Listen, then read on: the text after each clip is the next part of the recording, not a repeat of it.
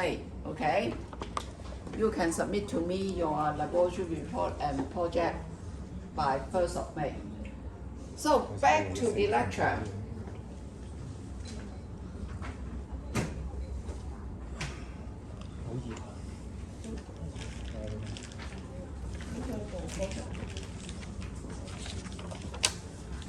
So, at the end of last lesson, we kicked off a topic on control of critical parameters. What we are talking about, critical parameters, is not the critical control, such as the temperature of the oven, volume of your solvent, or the temperature program of the GC or mobile phase. Here, when we say critical parameter, we refer to any data that will affect your result, okay? So, first of all, we need to monitor the absolute recovery of the surrogate or the signal, absolute signal of the surrogate to ensure that you will not get a false negative result. Because the performance of the surrogate and your analyte ought to be similar. So if the signal of your surrogate, because we add a known amount of surrogate into the sample, but if the outcome of the surrogate is much less than that of the standard solution, that means there may be a chance that you can't recover your surrogate. So, if you can't recover your surrogate, that means you can't recover your analyte, okay?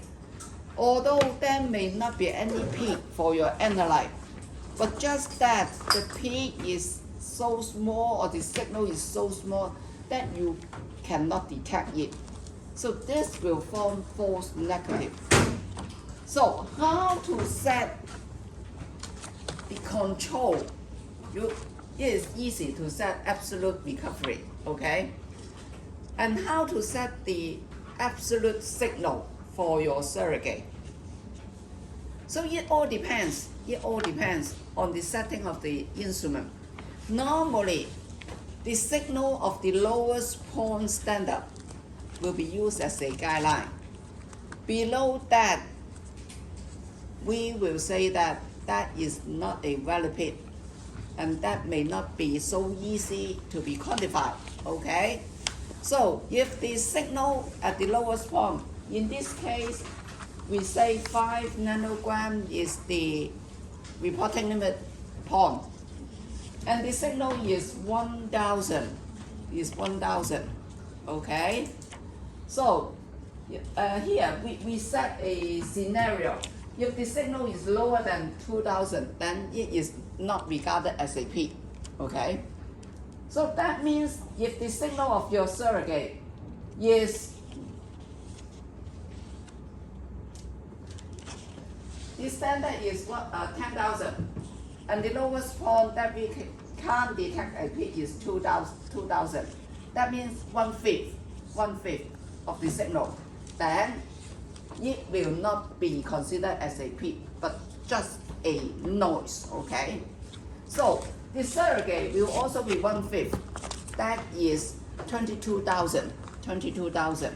So if the signal of the surrogate is less than 22,000, there may be a chance that the analyte, the signal of the analyte is largely reduced to a level that you can't detect it.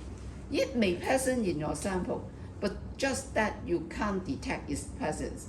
There are two reasons why you can't detect the presence of the signal.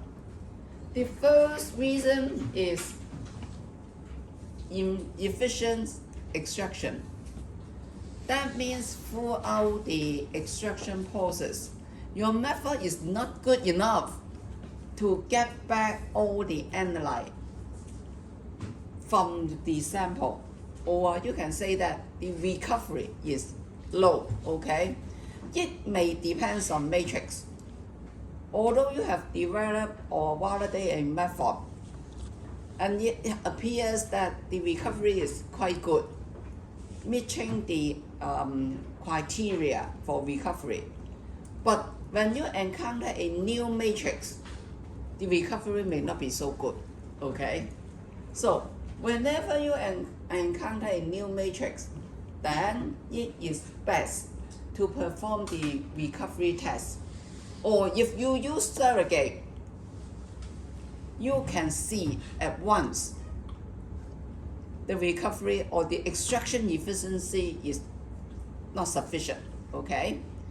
And the second reason, it may not due to the extraction efficiency, but it due to the matrix effect. So how do you know that it is matrix effect or it is due to the extraction efficiency? So taking sample 3 as an example. Sample 3 here, the signal of the surrogate also 20,000. But what about the signal of the internal standard? The signal of the internal standard is so much lower than that of the standard. Remember, what is internal standard? Internal standard is a substance that haven't gone through the whole extraction process, but it add before final makeup of your sample solution. If the signal is low, that means there are matrix suppression, okay?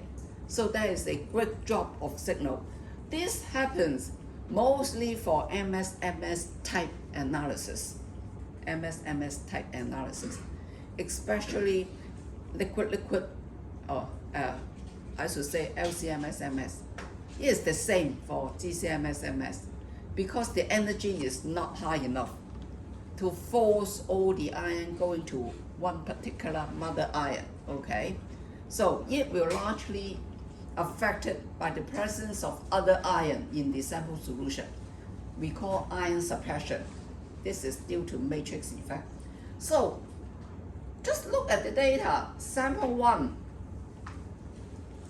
signal of the internal standard is more or less the same as the internal standard, as the same as the standard solution. But the signal of the surrogate is quite a drop of only, the recovery is only 36%, okay? 36%. This is 36%. That means 40,000 over 110,000 will give you 36%, okay? But luckily, you still get sufficient signal for your analyte. So when you quantify the signal using internal standardization by surrogate, you still can get back the level of analyte to be 5.4, more or less around 5, because the Wieso will not change. The Wieso, this is a drop in the surrogate. Also, there will be a drop of signal in your analyte. They drop similarly, so the Wieso still remain relatively the same, okay? So the quantification is also good enough. But if you use internal standard as the standardization method, then you will see that the result is totally different. The quantified result will only be 2 nanogram, okay? Just the Wieso.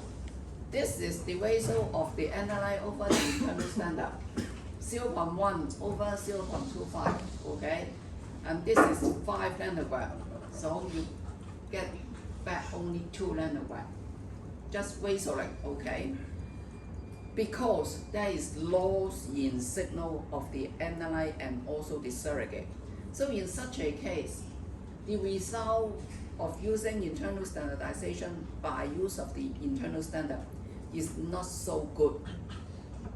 you should set absolute recovery to see whether this is a valid result. So it all depends on your setting. If you use surrogate, then this is fine. You don't need to correct anything, okay? Otherwise, you need to repeat the test. And the second example, so this one is below 2000. It can't be detected as a P. I just manually integrate, okay, and get something around 1,800, okay? And the signal of the internal standard is also similar magnitude as that of the standard. That means no ion suppression. But the recovery of surrogate is very low, just 80%. This is below 1/5 of the signal of the standard. So we say that this is a false negative. You need to repeat the test. You need to repeat the test. So what is the reason of this sample 2? No change in signal of the internal standard. So the cause of the false negative most probably due to inefficient extraction. You need to improve the extraction method. So that is the reason. For this type of matrix, you can't, there may be many interference between the matrix and your extraction procedure, or there is bonding force between the analyte with the matrix. So you just get back less than 20%. So the result is false negative, okay? So what about sample 3? Signal of the internal standard is also 20,000. But now when you look at the internal standard, it is 7,800 only. So what is the reason? Suggest a reason for me.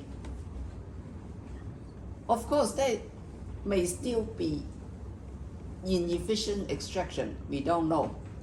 But there is a large factor due to matrix effect. Otherwise, the magnitude of the internal standard will not drop so large, okay, so quickly. So for sample 3, both the internal standard and surrogate drop.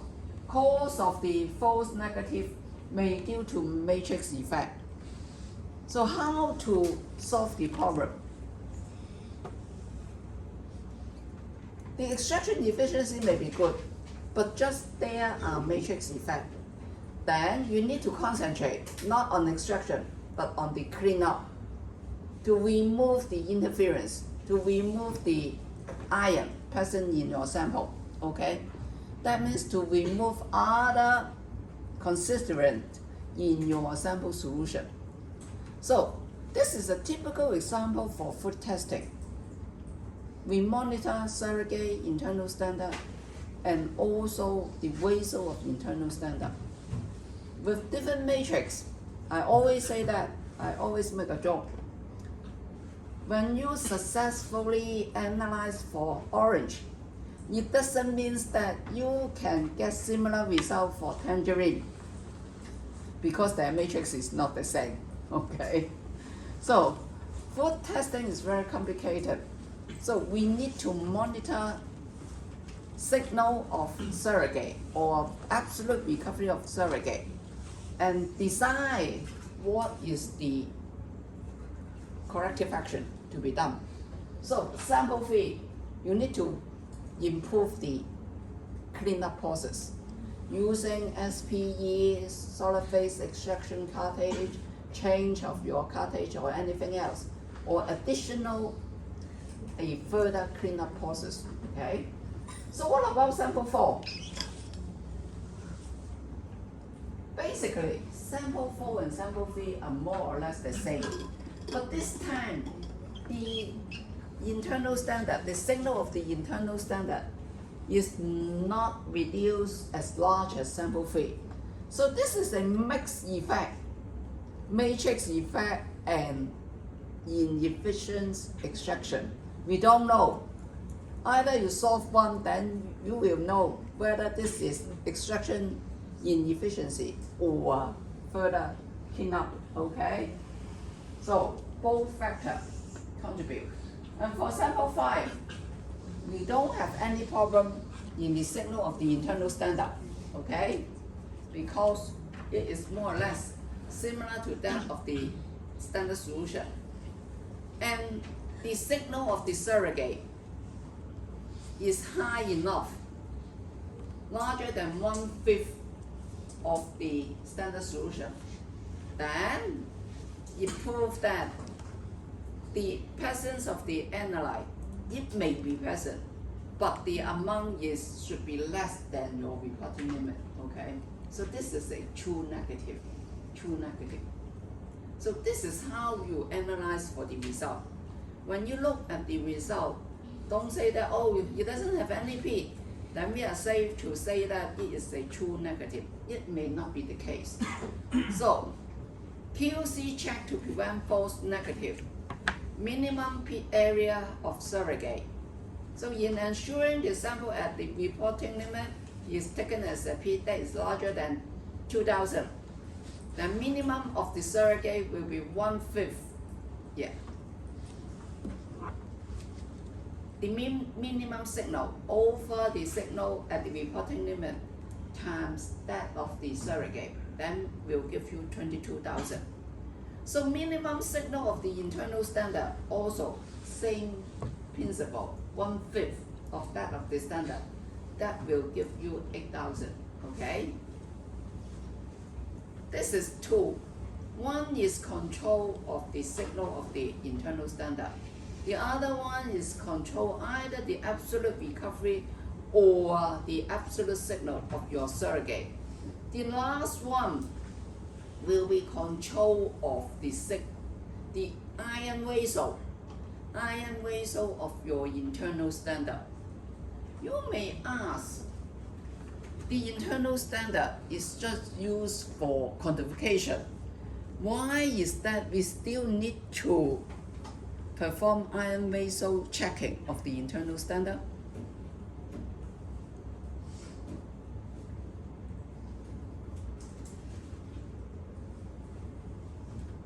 Why? Oh, we don't have sample 6.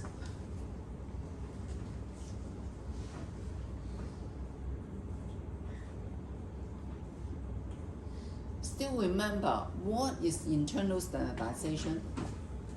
This is a ratio of signal of your analyte over that of the internal standard, okay? So if there is presence of interference in your internal standard, what will be the result? The quantified result will be reduced. Normally, the signal is positive interference. That means in the standard solution, then you have 2P. Assuming this is MRM, 2 pairs, parent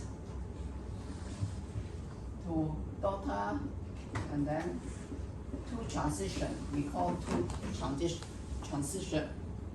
And in your sample,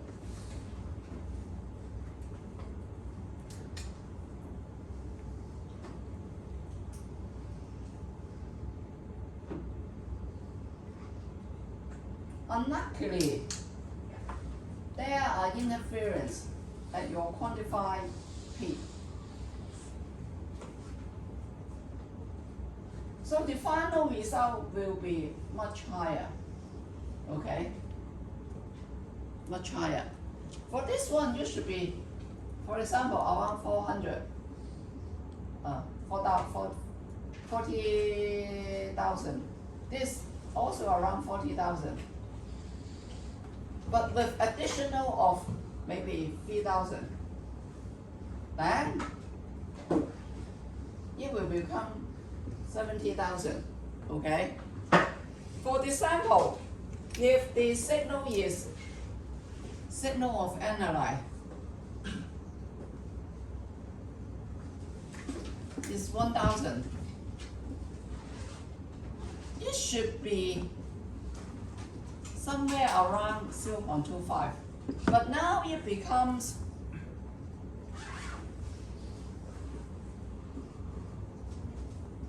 so it is only around 0.13, more or less reduced by half, okay, the ratio.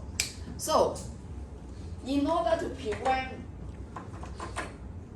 unknown interference affecting the quantification result, we need to check whether the signal of the internal standard, the ratio, is good enough. Normally, we will set either we check the ratio, okay, to make sure there is no presence of interference. And for some of the internal standards, such as the elemental analysis, we just have one wavelength, ICP OES. So we don't check upon another wavelength. Then we check the absolute intensity.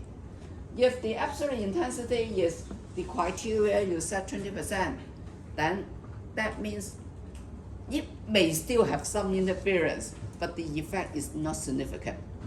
The 20% may just due to the drift in your instrumental signal, okay? May not due to the presence of interference. So either check the ratio or either check the absolute signal against that of the standard. So in this case, the ratio for the internal standard will be different for the sample. So even for the sample, for the internal standard, you still need to monitor 3 iron for GC-MS and 2 pairs of MRM for LC-MS, okay? Otherwise, you don't know whether there are presence of interference in your sample.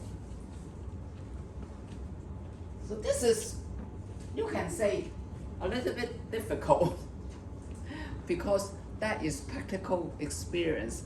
When you look at the data, you need to decide whether we need to repeat the test or to further modify our method in order to get a better result, in order to quantify the result.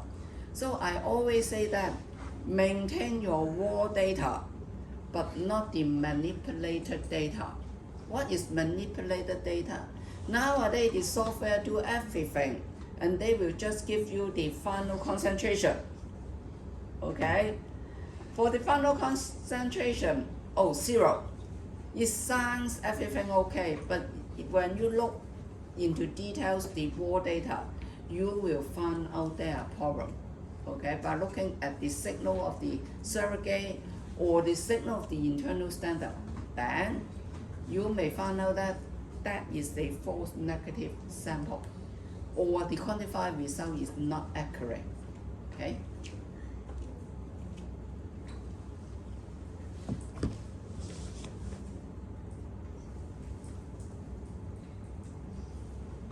So, we come to the difficult part here. So this is just a copy. So this is, no, this is a true negative. No need to put that. Just repeat on what is present in the Excel. Okay. This is how to set the minimum signal for your surrogate and that of the internal standard. Sample 6. Oh, here we have sample 6. Okay. So if the signal of the internal standard is more than 20%, then you will find out the ratio will be largely affected. But it all depends the requirement. You need to monitor the fluctuation of the signal of the internal standard for your standard before you set up the criteria.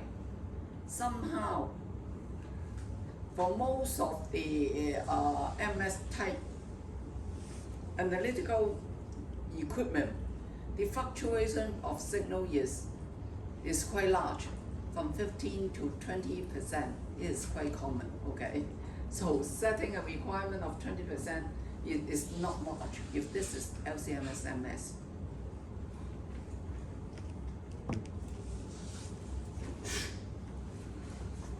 So when we say monitor of critical parameter, there is one more information.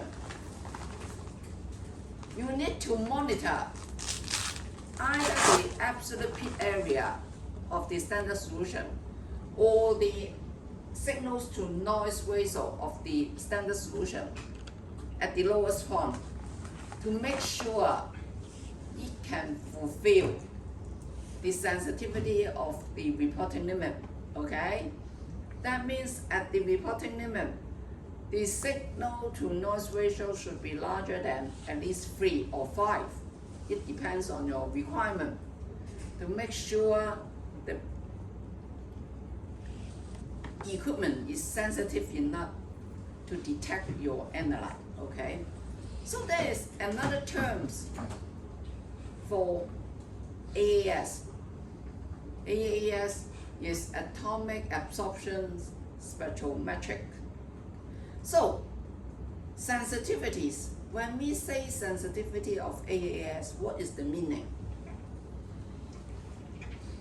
Sensitivity of AAS carry a specific meaning.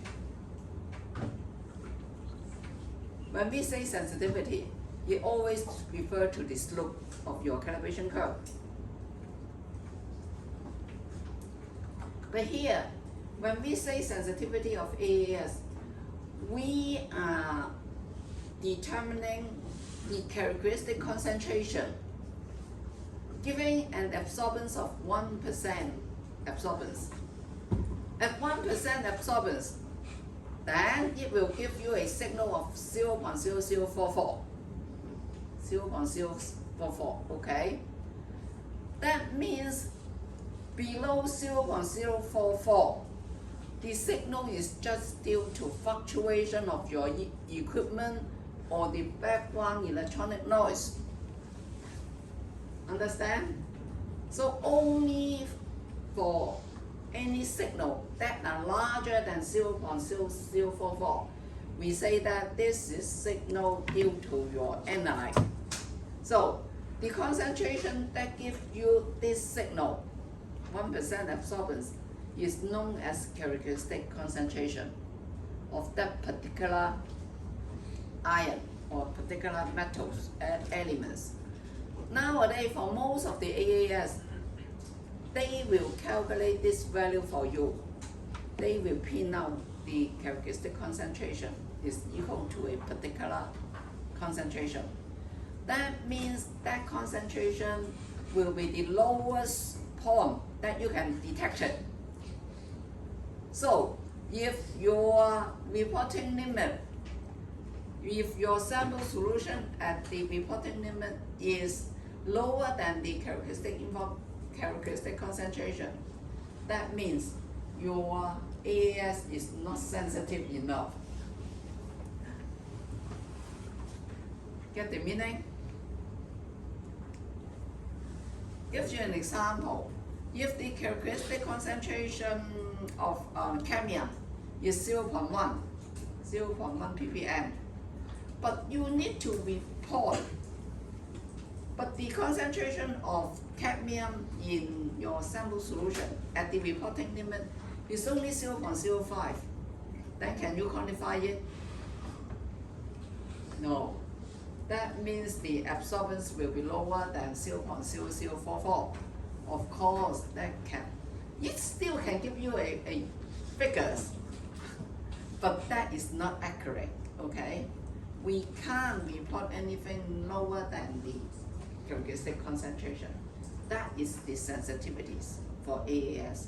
It's specific terms for AAS.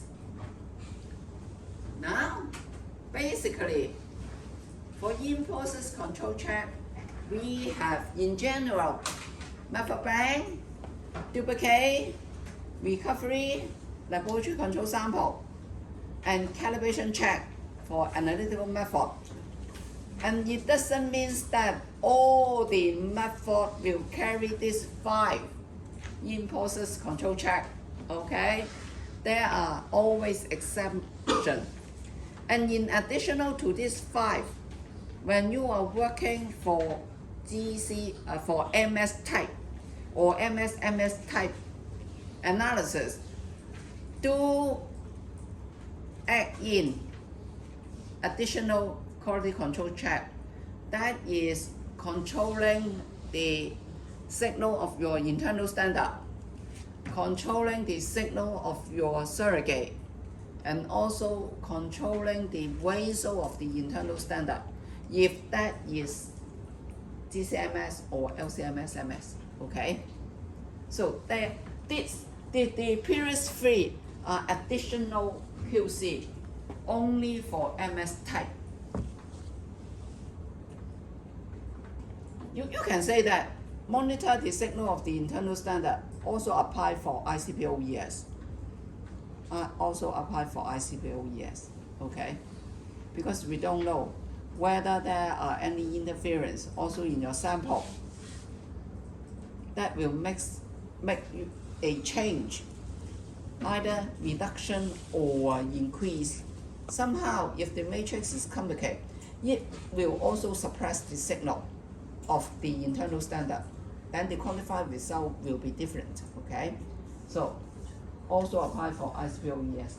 After all this in-process control check, we still have something to look into to ensure the validity of test result. Record. I think all of you will understand the requirement of record. For technical record, we need to have full description of the items to be tested. Unit ID, the method you use, the equipment you use, the reference material or the standard solution that you use, original observation, and identification of person and date of performing checking, and authorization to release of result. So what is the difference between check the result and authorize to release the result? In ISO IEC 7025, there is one person who should check the result. And this person can also be the one who authorized to release the result. But they can be different. So what is the difference between these two? Only check who is checking, who can check your result, and who can authorize to release the result. Any difference in the function of these two personnel? Yes?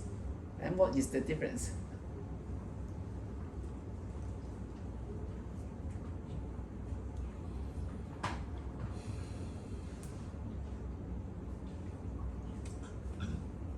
No idea? What is the difference? Basically, checking is checking. That means whether there is any error in copying the data into your worksheet, or whether you have filled up all the information, or that any wrong calculation, then that is checking, okay? Checking of sufficient information on your worksheet. It can be carried out by the same rank. That means if operator A as a technician carry out the test, then operator B, also a technician, can check their result. Of course, in most of the laboratory, the senior will check the result, okay? But when we say authorized to release the result, that means we ensure that, okay, everything is in order.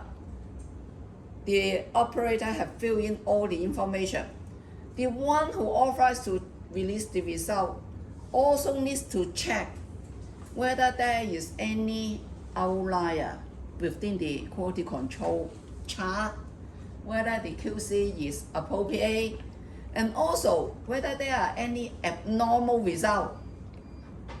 It sounds everything is good, but for some of the sample, it should not contain the analyte, maybe because of experience, past experience, or based on the information of the customer, the sample should not contain the analyte. But the result, oh, it is a failed sample. Then the one who authorized to release the result will make a decision to repeat the sample to ensure nothing goes wrong. By just looking or checking the data, there is nothing wrong. Maybe the QC has passed everything, but whether there is any contamination, you don't know. So the one who authorized should be at a higher ranking, who have experience or extensive experience in that particular test.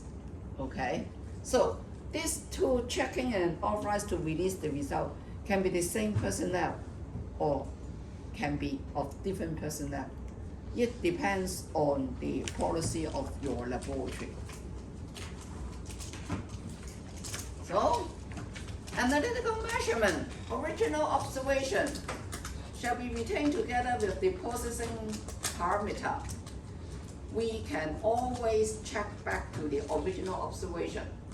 So, it is quite nowadays, because Excel, the computer is so common.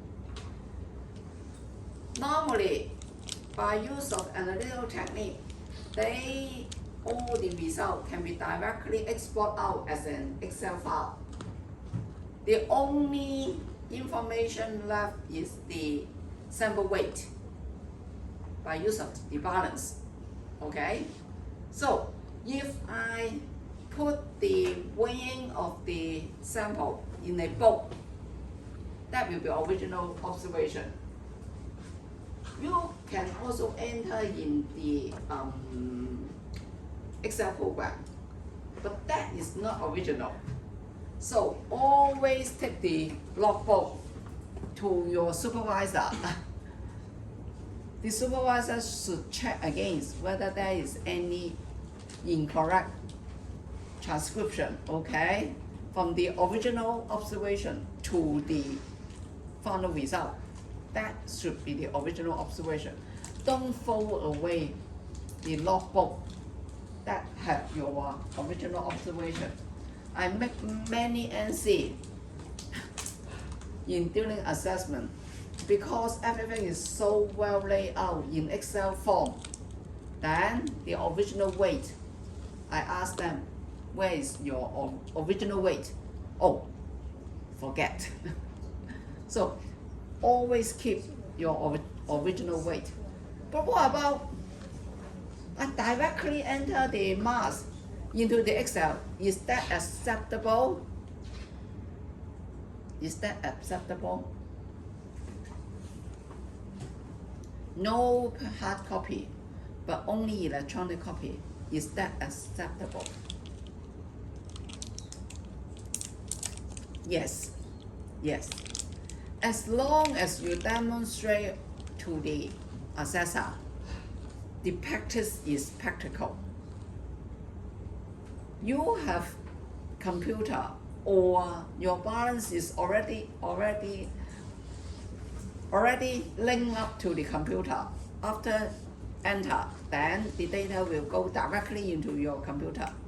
You don't need to write down the original observation because the computer have captured the original data already. That is acceptable, but bear in mind, you should set up a system. Who is responsible to carry out the test, do the weighing, so the name and the time in performing the test can be kept in the computer. Then that should be okay. And nowadays, quite a number of laboratories, they use tablet to enter into the result, okay? That is also acceptable. But don't tell me that, oh, I remember the data and I will go back to the computer room and key in, then that is not acceptable, okay? So don't think that we must have hard copy. No. Quite a number of laboratories, they don't have hard copy nowadays, only electronic data. But you should keep control of this data in secure form, okay? So, record format, hard copy or electronic medium. And you should have procedure to protect and back up this electronic record and to prevent unauthorized access. If there is no hard copy, only electronic data, the backup should be done once a day, or preferable mirror image, okay, using a server. So record can be corrected if there are mistakes. This is a requirement. If this is a hard copy, of course the original record will be closed out and still be visible. We don't have any correction fluid in the laboratory. Okay? So the original observations should be visible, even you have an amendment. Okay? They sign and also giving result, giving reason. Why is that you change the data? Reason. Nowadays, quite a number of assessors give this as an NC if you don't give reason. So normally abbreviation, that means short terms. A stands for wrong entrance, B stands for unstable signal, in this way, okay? So remember, always give a reason of correction. For the, we don't allow blank paper. That means a paper without any title, and then you write down the data. What is the data for which method, and the date and anything. We prefer a established pro forma. That means a worksheet, okay? And don't never use loose paper, tissue paper, or weighing paper. Don't laugh, it is quite common. Weighing paper, getting the weight and then pour into the beaker. Write down the weight on the weighing paper. And then go out and then key in the Excel. Then you have lost the original weight of observation already. So, reporting and rounding. It sounds funny. What is the normal rounding principle? You heard? Yes. Drop the 5, okay? Drop the 4, round up the 5, okay? But this is not the principle. In according to BS standard, normally we follow the BS standard. Round to the nearest even number when you get a 5. When you get a 5. Because 5 is in the middle. We don't know whether we should round up or round down. So, round to the nearest even number. What is the meaning? If 11.75, then round to 11.8. So what about 11.65? 11.65. Then round to the nearest even number.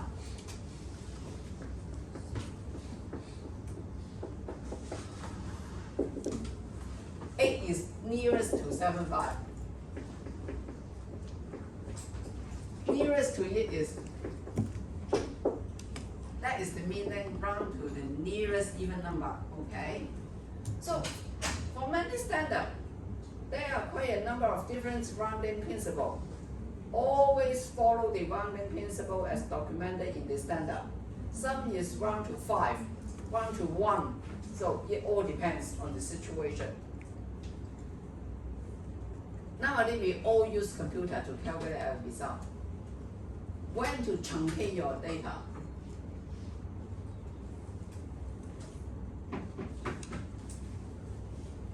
Never truncate your data till the end. Till the end. That means calculate step 1, step 2. You can always use the result of step 1 no matter how many digits to carry for step 2 and then carry to step 3 until the final result. Then the principle is if to 3 significant figure, this example, the calculated result is 0.011945, maybe 55, a long series of number.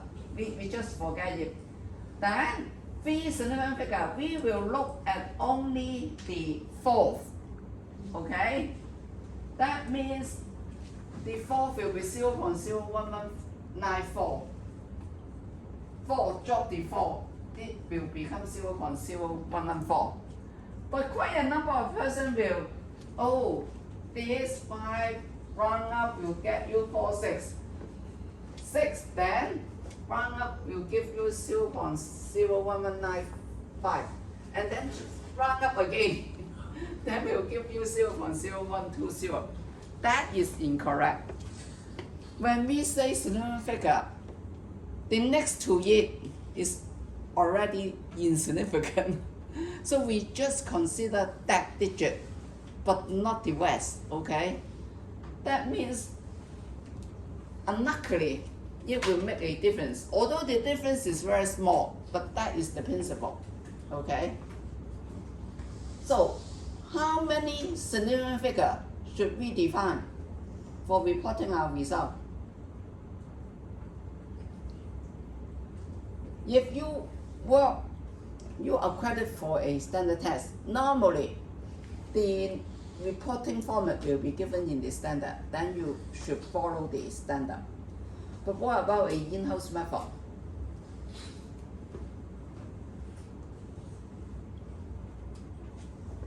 Based on the equation, and follow the one with least significant figure. Okay, so in this equation, the number of significant figure is only 2.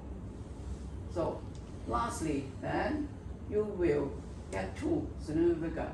So we drop here and 7, 1 up, and the final result is 5.0. That 0 carry a meaning, 5.0.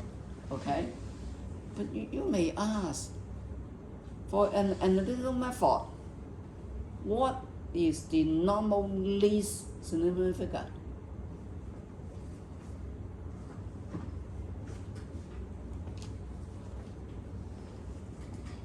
Concentration. We always report concentration. Concentration is the result from the calibration curve. If this is analytical instrument, normally there are many significant figures, okay? Then dilution factor, final volume, and mass, okay? For mass, we use 4-digit balance or 3-digit balance. The number of significant figures is at least 3. Dilution factor, that means using pipette to volumetric fast.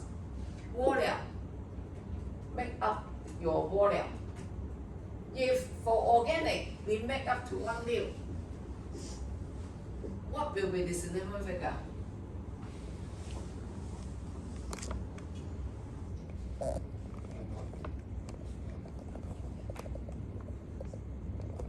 If 1 mil, then you can say 1. But 1 mil doesn't mean it is 1. When we say the fast is 1 mil, it carries a meaning that is 1.00 mil. So 3 significant figure. When they make the volumetric fast, their accuracy is always to 2 digits, okay? 100 mil, that means 100.00 mil, okay? So for volumetric flask, the number of cylindrical figure is always, it all depends. Maybe very large cylindrical figure. 1 mil, it will be free, okay? So for analytical method, normally at least 3 to 4 cylindrical figure, but we don't. That is the maximum, but we always report less. Report less. It all depends on your reporting limit. It all depends on your reporting limit and fit the purpose, okay? So for most of the case, we only report 2 significant figures. That is the most common case. Then what about uncertainty? How many significant figures for uncertainty?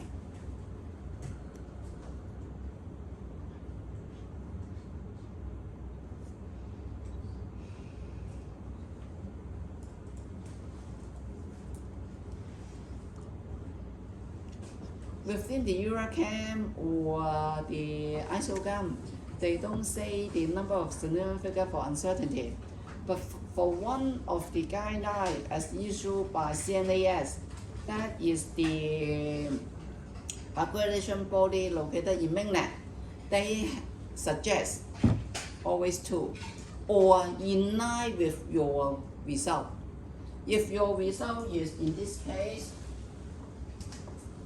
x upon xx, then also x upon y upon yy, okay, same number of significant figure, okay, or same number of decimal place.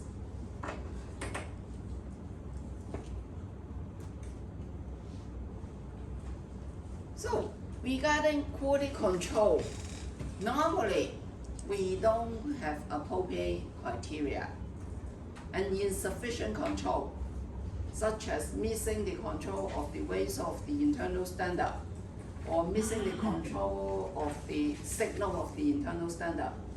No statistical analysis, that means control chart is not important. And this is quite funny. I come across many cases. They overlook the QC data when it is considered as out of control situation.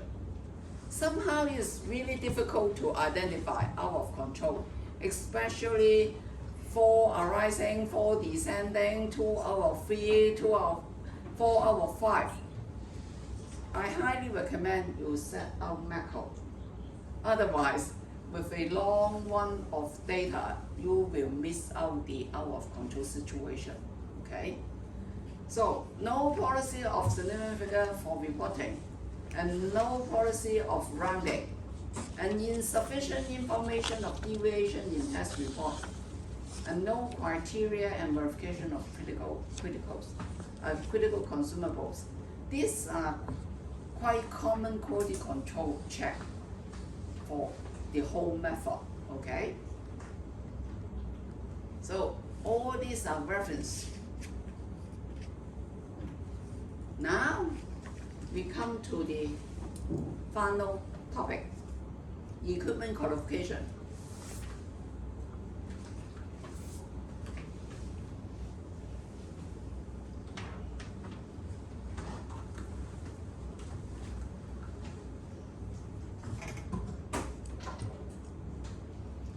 So for this equipment qualification, we don't set out our own calibration or performance check procedure.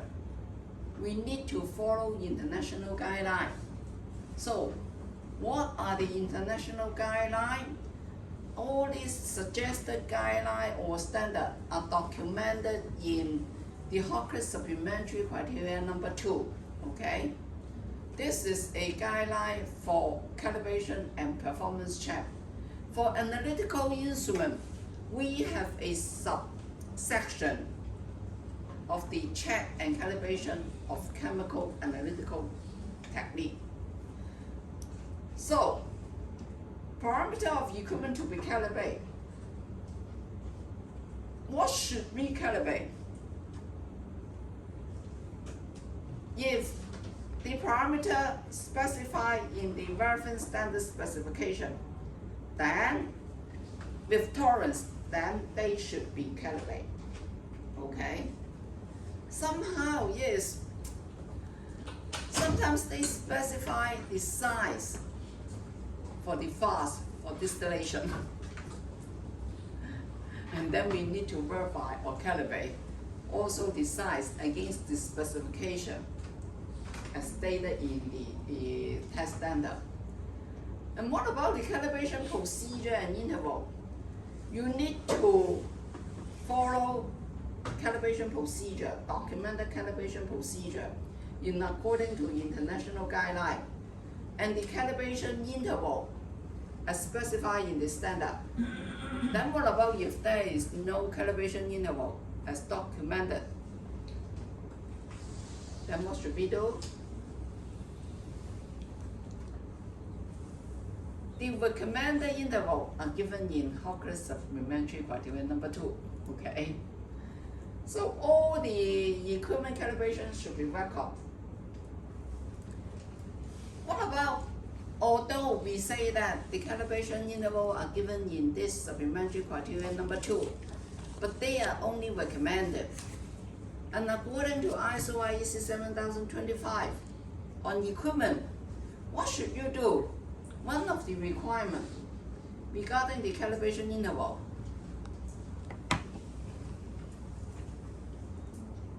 On section 6.4, review the calibration interval regularly. So when do you review your calibration interval? Review your calibration interval.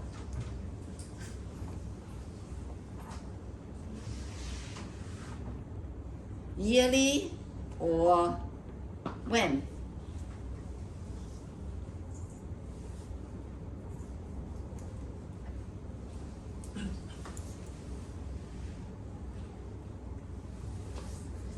When we say review, we must have some record or something else for our information. Otherwise, how can we review?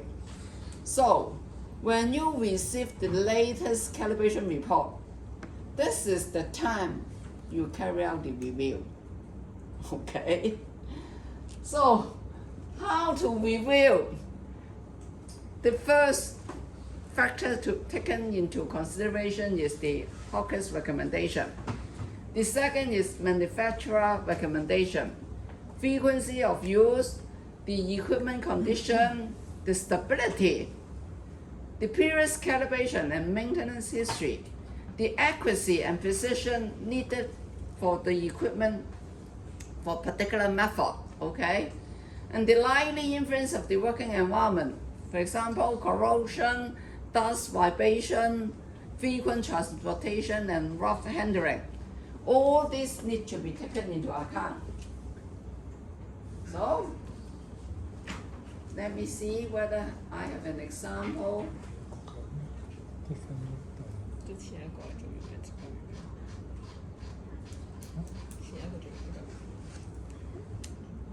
Okay, so here I give you an example.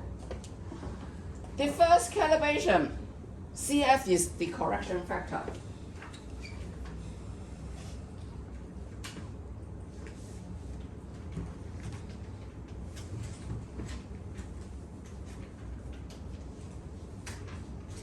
So do you know what is correction factor?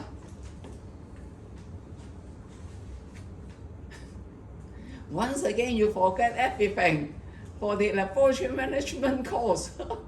What is correction factor? Okay. So this is the reference, assuming. Okay? The reference will give you the true data.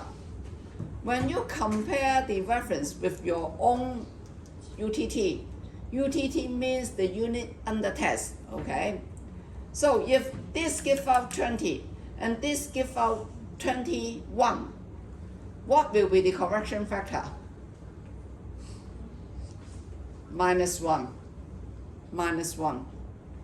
That means this is a factor used to correct your result. So correction factor. So the last correction factor is -0.5. And then after a period of time, it comes back that the correction factor at the same temperature, assuming this is temperature, is 0.5. That means there is a change of 1 degree Celsius between the two calibration. But if the thermometer is used to monitor a temperature with a tolerance only 0.5, then what happened? Then what happened? Between this period, you don't know the change. For example, assuming this is 20 degrees, so the first calibration, we set the temperature, the setting, assuming the setting of the water bath, okay, is 20.5 in order to achieve 20 degrees Celsius, okay? Is that right? We set 20.5, then the actual temperature will be 20 because the correction factor is -0.5. This is the first calibration. And then after the second calibration, we also set 20.5, but now it becomes 21. But as stated in the standard, the tolerance of temperature is only 0.5. That means within this range, we don't know whether this water bath, when your water bath exceeds the tolerance of the standard, okay? So what should we do? That means there is a large fluctuation. Normally for thermocouple, this will be the case. This will be the case. For thermometer, calibration is only once every 10 years, so no worry. If you see that there is a big difference, as specified in Hawkins Supplementary Criterion number 2, recalibration of the thermocouple is once every 3 years. Then what is the solution? You either buy a new thermocouple or you shorten the calibration interval to make sure there will not be such a big change. Thermocouple is quite easily susceptible to damage, so there will be change, okay? So this is how you review the calibration interval.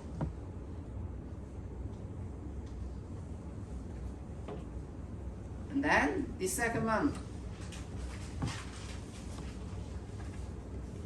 when you look at the calibration report, I will send to you all this. When you look at the calibration report, always check whether there is any pre-adjustment data and post-adjustment data. What is the meaning of pre or post-adjustment data? Even for balance, there will be pre-adjustment and post-adjustment. Of course, if the balance works well, you don't need to adjust, then only one set of data, okay? So, for example,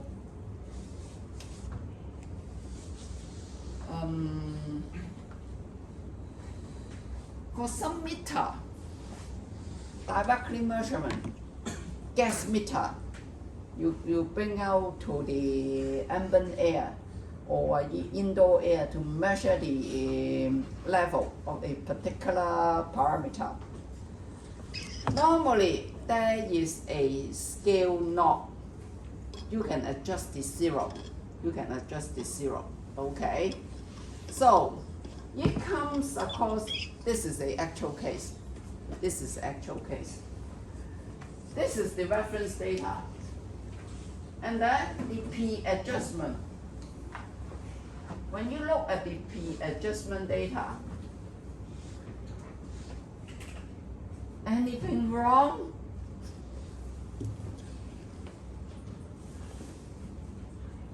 The zero is no longer zero.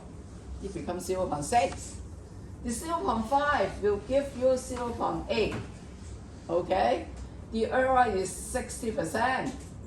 When it comes up to higher level, yes, it's much better. Okay?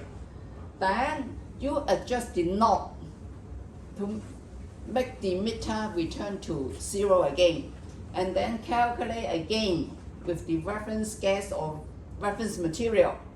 Then everything is okay. Now it fall within the tolerance. So when you look at the port, the red line is the pulse. The blue line is the P adjustment. So the pulse adjustment is linear, very good. But the P adjustment, you see a large deviation, especially at the lowest level. But unluckily, normally the result falls within this range. What is the conclusion? What can you say? All the results are totally invalid. They should recall all their report. That is an actual case I encountered. But luckily, they are not accredited at that moment. So they don't need to do anything. But they know that their result is invalid. Okay? Then, what is the solution? What is the solution? They calibrate the meter once every year. Either you reduce to calibrate once half year and see whether this is stable enough, or you need to buy another one and cross check before use. Okay? That is the only solution to make sure it will not drift. Some of the I cannot say mechanical type. Some of the instruments, they can be adjusted, including the power, including the scale. Then it is easily to have drift, especially between two calibration. So always look at the data. If you see that, oh, the pulse adjustment, everything is fine, but before this adjustment, basically everything is wrong. Okay?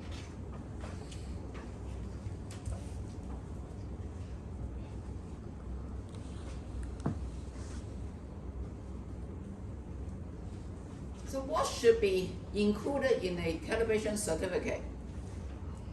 First of all, name and address of the laboratory and location, the laboratory, the calibration are carried out, unit ID, name and address of the customer, identification of method used, and the condition of the calibration, date and receive, the result, unit of measurement, and name and function authorizing the certificate, and condition where the calibration are carried out, evidence of traceability.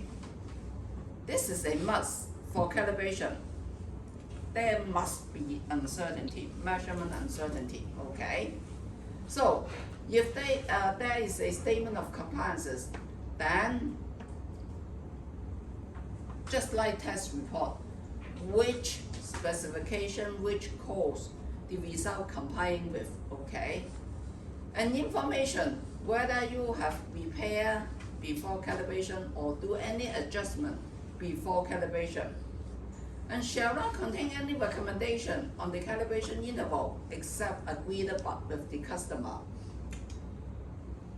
Let me see whether I have a calibration certificate.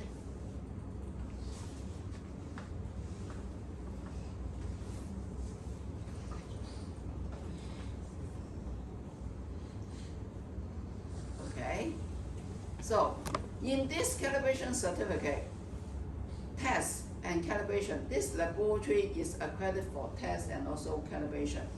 So all this information by customer, and then UTT is unit under test. That is your equipment sent out for calibration, and this is the information of the calibration laboratory.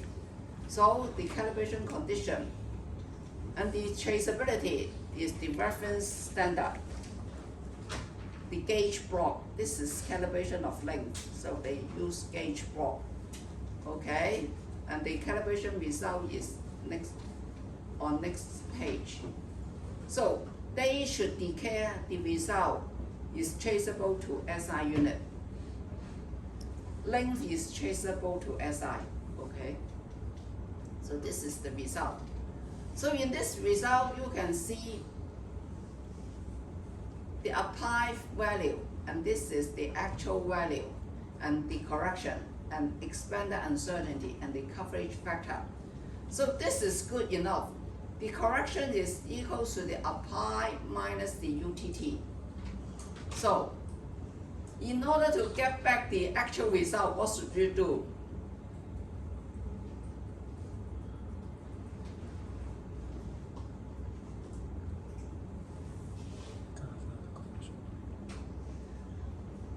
The apply is the true value.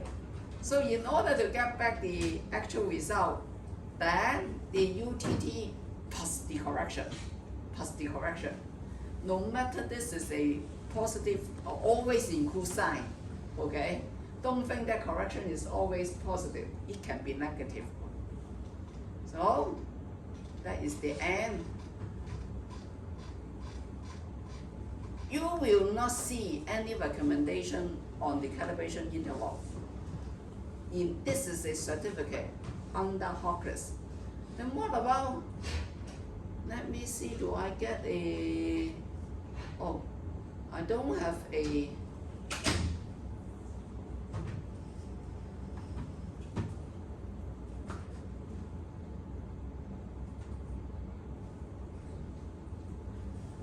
never mind. So, for the calibration certificate, when you look at the calibration certificate issued by CNAS, their terms are totally different. They don't have correction, but error. But bear in mind, sometimes the error is back to the measure reading to get the true result, but sometimes it's minus. They will give the definition at the end of the certificate. So always look clearly at the certificate. And you will realize that they always include the next calibration day.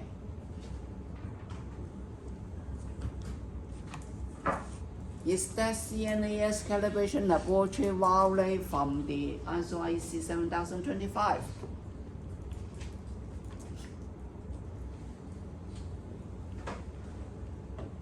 Are they violate the rules? There must be reason. If you want to stay the recalibration interval for Hong Kong, I'm saying in Hong Kong, you will make a remark as requested by customer, okay? Because the customer want to alert themselves, so you give the recommended calibration interval. That is acceptable because it is also say in 70,025 as agreed by the customer. Then you can say state the calibration interval. But in mainland, they give the calibration interval because this is the regulation. Regional regulation is always higher than these types of international guideline. Okay? We always say that 法律法規 okay can override this we call industry practice. Okay? So normally they require all the equipment to be calibrated once every year. And even for chemical instrument, that means ICP-OES or other equipment, you need to be checked by particular laboratory. You don't allow to carry out the check by yourself, but by particular laboratory. In Hong Kong, all the checking of the chemical instrument are done by the laboratory themselves. Not calibration, I'm saying checking. Okay? So this is the content.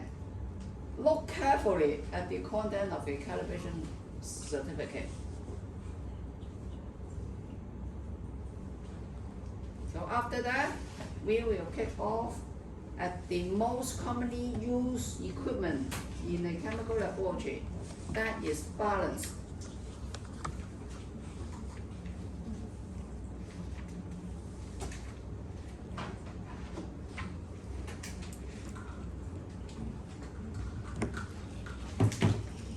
So, this is the table as given in the Hawker Supplementary Criteria number 2.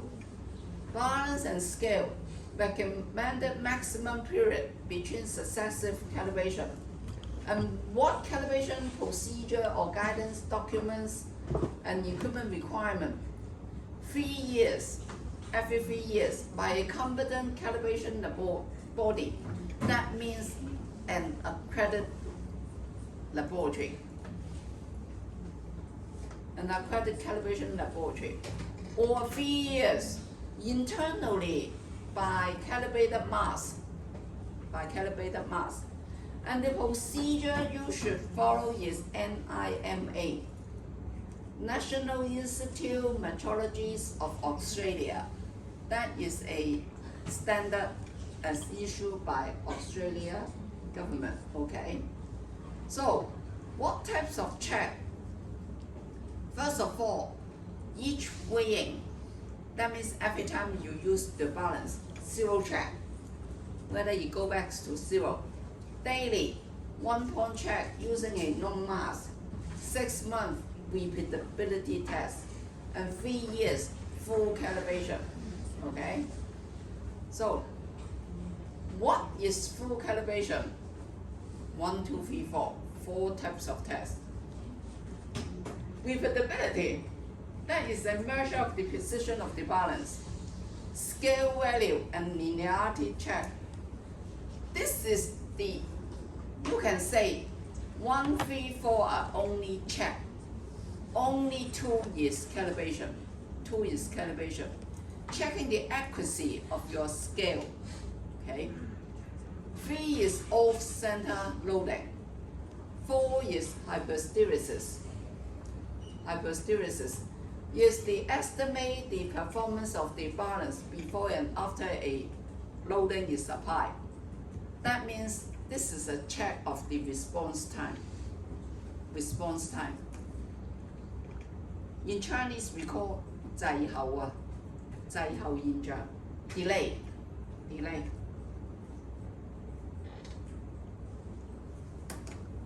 So for every balance we need to use, if we want to calibrate internally, then you should equip yourself with appropriate standard mass.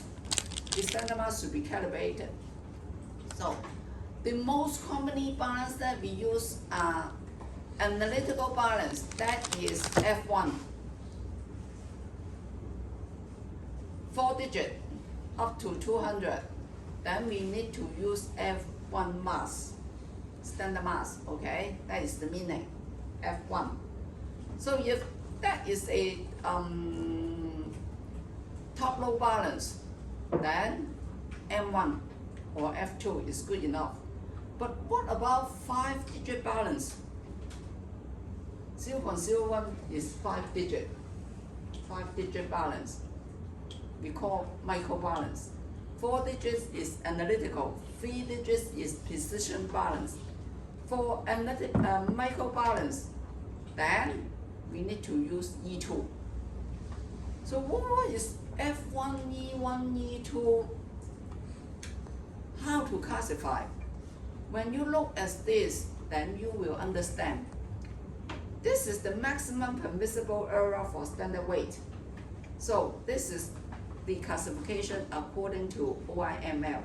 OIML is the organization located in Paris for weigh and measure, okay?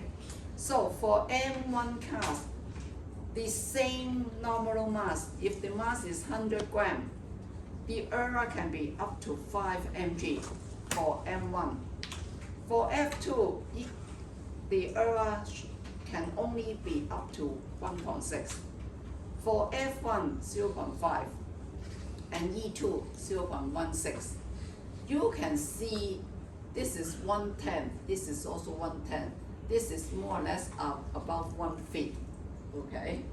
So if your balance is more accurate or more precise, I cannot say precise, it's more accurate, the resolution is good enough, then you should use a mask with higher accuracy. That means the error should be minimized, okay? So this is a table that can be obtained from OIML. So I just list out the nominal mass and the classification, the error. So 5 mg is also available. 1 mg is also available. So what is the highest mass, highest grade of mass?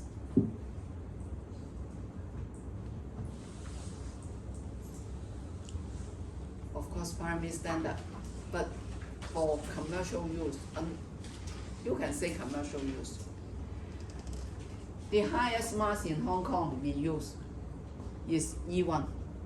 E1. That means 1/3 of that of the E2. I think only 3 laboratories in Hong Kong have E1 mask. Very expensive. One set of E1 mask will cost over 100,000. 100,000, okay? For one set of E2 mask, yeah, it is affordable by most of the commercial laboratory, but E1 is very expensive, and you need to handle with care for standard mask.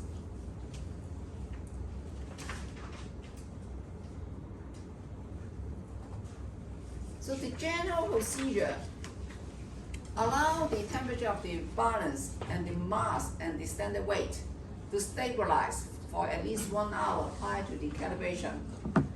Measure and record the environmental condition under which the test is going to be calibrated. Apply the standard weight to the center of the loading pen, okay, generally. And don't just put on and then directly take the reading. Allow 5 to 10 seconds for stabilization. Then take away and then next reading, okay? So for daily check, what mask should be used for daily check of your balance?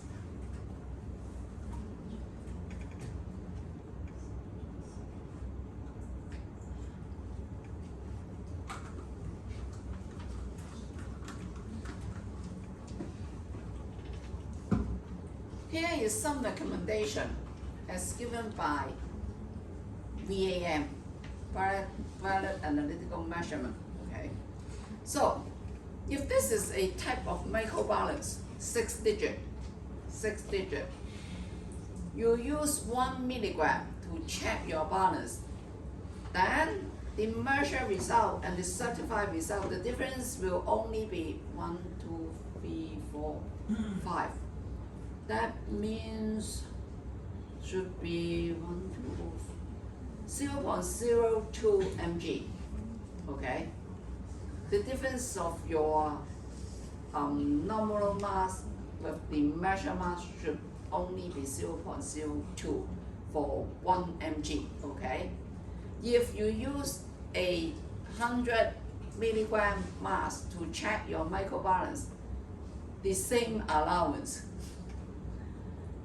So for micromass, for microbalance, I think how many laboratory? There should be quite a number of laboratory having this microbalance for all the gold assay laboratory. That means testing the purity of gold and silver, they need to have the microbalance. Once again, the microbalance is quite expensive, but the environmental condition for operation is for the microbalance will be very stringent, because with fluctuation or vibration, the reading will be vary. Okay, so normally for the microbalance, we put in hoods. You just handle by putting your hands through 2 holes into the hood. Okay, so microbalance for analytical balance, 5 gram 1 mg the tolerance, 50 gram for 1 mg, 50 gram for 1 mg. Top pen balance, 500 gram 0.1 gram, 5,000 gram 5 gram. You can see that for 5 gram, that is 1 mg. What is the error?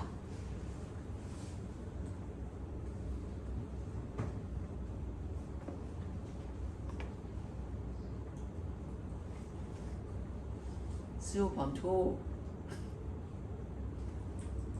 0.2. The result is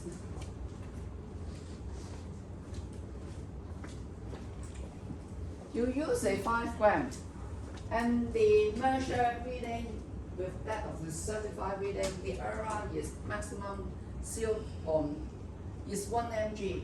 1 mg over 5 gram, that means 5,000 mg times 100% is equal to 0.2%.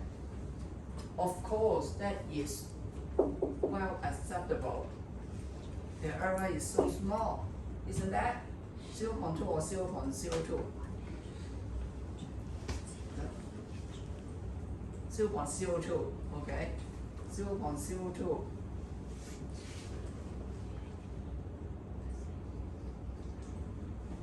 So, the result, of course, is well acceptable. But think about the purpose of your balance. The purpose of your balance. How to make a suitable choice on the mass for check of your balance is critical. It all depends on your need. So, think about this first, and we will talk about it after the break, okay? So break for 10 minutes. No?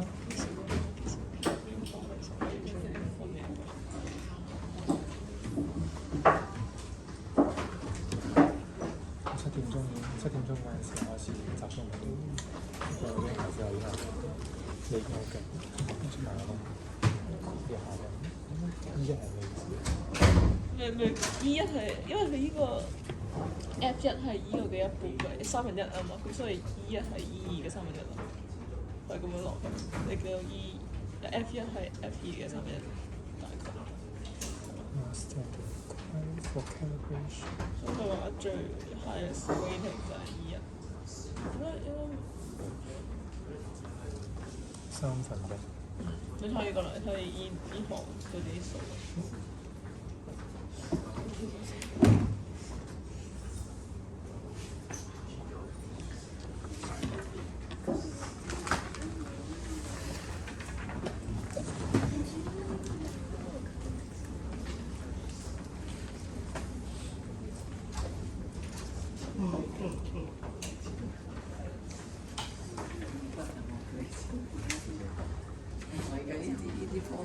先嚟用下咯。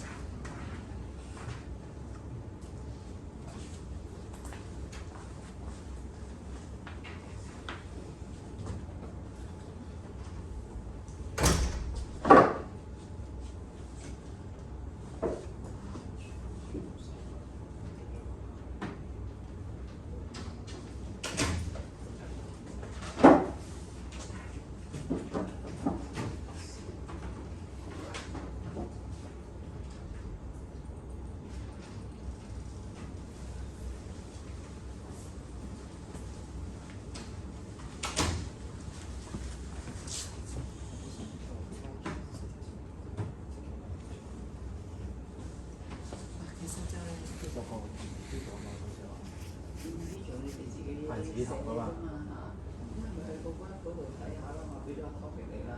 好似我上次咪俾咗個 workshop 俾你嘅，咁你要揾下有冇一個 legal requirement 先啦。咁同埋咧就係個 literature 嗰度啦，揾究竟有冇即係有嗰個 parameter 通常點做，咁你咪你解釋翻俾我聽點解你揀嗰個方法咯。哦，嚇，即係寫嘢嘅啫，你冇嘢做出嚟㗎。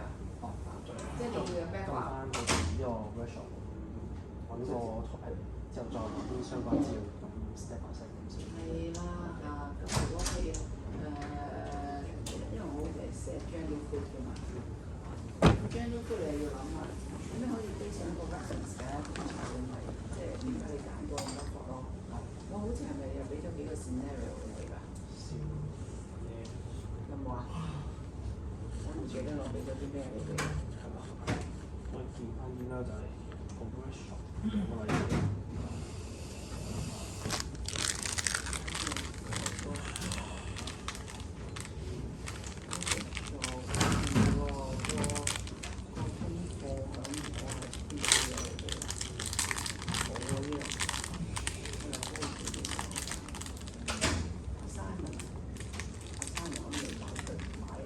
未擺喺我個 folder 應該咁講，冇帶咩添？哦，等可以咁嘅嗱，1號就考試㗎啦，考完試嘅8號你哋翻唔翻我都唔知啦嚇。有可能你哋話不如冇翻啦，大家唔好翻啦，你哋温書未定，咁可以有得傾嘅。15號就做咧，咁做咧嗰陣時候係可以傾下。workshop 究竟我要求你哋做啲乜嘢嘢咯，就得嚇。咁如果唔係嘅，你話都係唔好 cancel 啦。咁8號翻嘅，咁咪大家翻嚟，咁呢度未完嘅，咁咪 round up 埋佢咯嚇。咁又講下個 laboratory data， 你哋我 expect 你哋做啲咩咯，同埋點樣分組咯，就得嚇。咁嗰日我盡量就係，即係就算。有啲人我睇都唔翻㗎啦，因為要考試係，咁但係就盡量放你哋早啲啦，你哋早啲翻。即係你哋個個禮拜都有幾科考㗎啦，咁個 term 又唔科嘛，即係佢哋剔晒嘅就真係好唔得。講緊8號唔需要8號嘅，其實即係你清晰嘅啦。唔係8號都要上堂嘅。大家點講？大家話唔想上堂嘅。唔想上堂。啱考完試。都係因為我聽。有邊個會真心翻嚟上堂？點啊？有冇用？冇電話。冇電話有冇用？我哋冇買。唔好玩。食咩？係冇咁眼瞓嘅，係冇咁眼瞓嘅。我爆啊係包係咩啲？蛋白質同碳水佢有蛋白棒嚟嘅，我食谷物棒。因為佢叫同學卡路里高啲，脂肪多啲。金糖講唔晒嘅，係點都少過。跟住嗰啲係點都 fat 少嘅過嘢嚟嘅啫嘛，即係啲 fat 嚟嘅啫，就冇咁多點都少少啊，少個流。係啦，就冇咁多嘢要解釋啊。40 gram 裡面有咁變咗佢就已經可以出成有咁講得完咪講咯，講完咪算咯。咁我已經出定題目㗎啦嘛。15 gram 有啲脂肪。嘢出嚟冇意思啊，即係好簡單。我 expect 你哋大家都要識嘅，即係好簡單。譬如我講芝士咁樣，喂，我問你哋呢啲嘢，做緊嗰啲咪梗係我唔識啊。 OK 啦嚇。 OK 啊。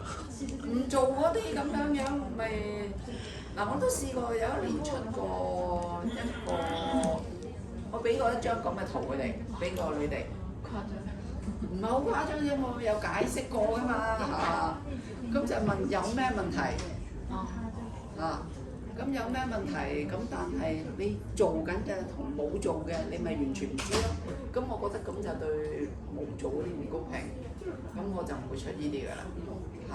即係就算係我都會問下你哋有咩 check 要做咯，就唔會去到話 problem solving 嗰個 part 咯。即係如果要做啲咩 checking 嘅咁 course material 都有嘅，咁你都答唔出，咁我冇辦法啦。其他我就唔識。我哋睇得明 last factor 嘅。revision 下個禮拜如果有咪有啦。有時間。唔係點？我點都會講下個 exam。出嘅條題目啊，有冇乜啊咁樣咯。咁你4月1號都要考試啦，定點 revision 啫？係咯，咁我剩翻呢堂之後得翻堂啫嘛。所以今堂就係講到邊咧，我多數都係淨係出咗嗰度嘅啫，下堂嗰啲嘢我唔會出㗎啦。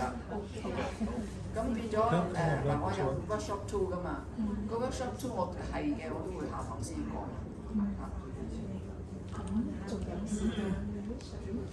revision 咁你想咩 revision 啫？我講下啲題目有咩，你哋點解嘅啫嘛。其實正如我之前點講過啦，我俾咗一大紮通識你哋㗎嘛。咦？我冇俾啲 statement 你哋啊？有冇啊？冇啊。冇 statement 啊？冇啊？就10個字。我唔係，呢個唔係呢個。咩啊？冇咩？冇喎。你哋係咪未睇啊？睇咗啊！好重要係嘛？其他啲冇咁重要，我咪俾咗 statement 你哋咯，錯火鎖。下邊嗱又多咗啲嘢㗎嚇，有冇啊你哋？查下先。嗱，其實有時啲 statement 咧，我係靈光一閃咁，我先至諗到啊，不如咁出啊咁樣樣。但係30條你哋都已經死㗎啦，冇咩？真係冇？我得我就係一開始你 send 俾我 email 裡面 down 落嚟嘅就係嗰個版本啫嘛，你 update 咗我哋嗰邊唔會 update。哦 ，OK， 我以為我俾咗呢個你哋添，唔緊要啊，咁咪將2個 Excel 再 send 一次俾你哋咯。咁我會夾埋晒一齊咯 ，MV 同埋 QC。我想問咧，我哋到時候可唔可以自己帶個 USB 裡面裝我哋揼好晒非常嘅 Excel 去插到電腦裡面用咁樣？定係我哋一定要用一個 blank 嘅 Excel 咁樣去做啲計數題？我唔知有冇計數題啦。一定有計數題。係啦，咁我咪用自己 Excel。嗱，咁樣啦，考試就頭嗰15分鐘頭嗰15分鐘嚇。咁你咧就係中意嘅咧就係你哋自己 download 你哋自己嗰個 Excel 落嚟又好，乜都好啦嚇。咁跟住咧過咗15分鐘咧就唔可以再用 internet 啦，因為你哋睇 computer。The examination will be conducted in the computer room. Okay? So you are allowed to download your Excel and because this is open book, you can bring along with all this. But the question is, the Excel is not in your computer, but in the maybe your USB, or you can keep in your email or anything else, okay? So the first 50 to 20 minutes, you can download your Excel down here, down into your computer, and then conduct the examination. After 20 minutes, all internet are prohibited, okay? Of course, I will walk around. Anyway, if you use anything else, I can realize, because the wording is not exactly the same. What you get from the web or AI are different, okay? It is easy to identify. So, it is an open book examination. I highly recommend I give you all this and you can have a look first. At least write down the PowerPoint number so that you can easily refer to, okay? Otherwise, when you turn around, you can make hard copy or e-copy. You can also download the PowerPoint, within the first 20 minutes. So by that case, you don't need to bring along the hard copy. But I think it's easier to have hard copy. It's up to you, it's up to you. So anyway, the examination is an open book examination. And next week, the last 1 hour, I will talk about what types of questions will be appear in the examination, the format, the approximate format. Oh, so if you question is paper or on the documents? the answer should be all written down in the answer book. You can't hand to me your Excel. You can use Excel for calculation, but still you need to write down the answer, okay? The question is goes on. The answer, the question is in paper form, yeah. The admin will bring to me the answer book and also the question paper, that day. Or maybe next week, should be next week.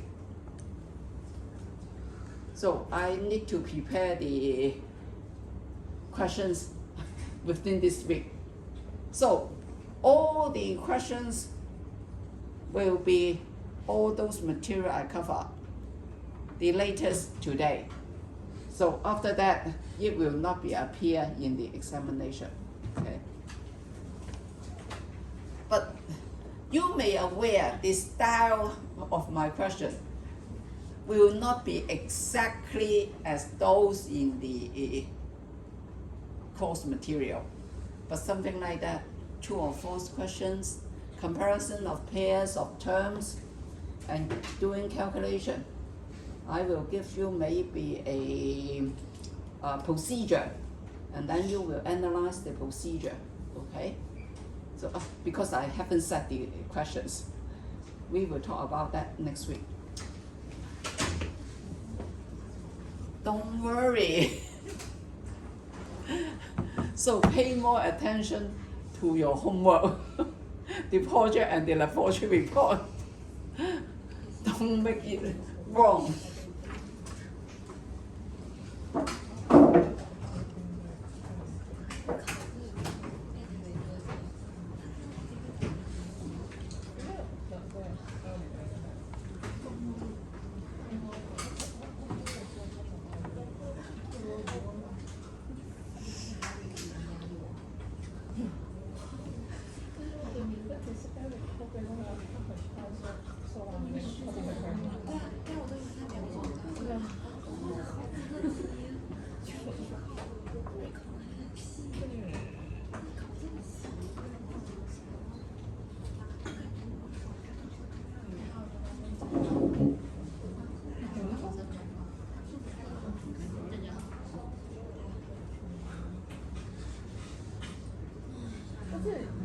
Okay, back here. So before our break, I asked you a question. Although we have some recommended guideline for the mass to be used for check of your balance, but in a laboratory, the mass to be checked depends on the function or the usage of the balance.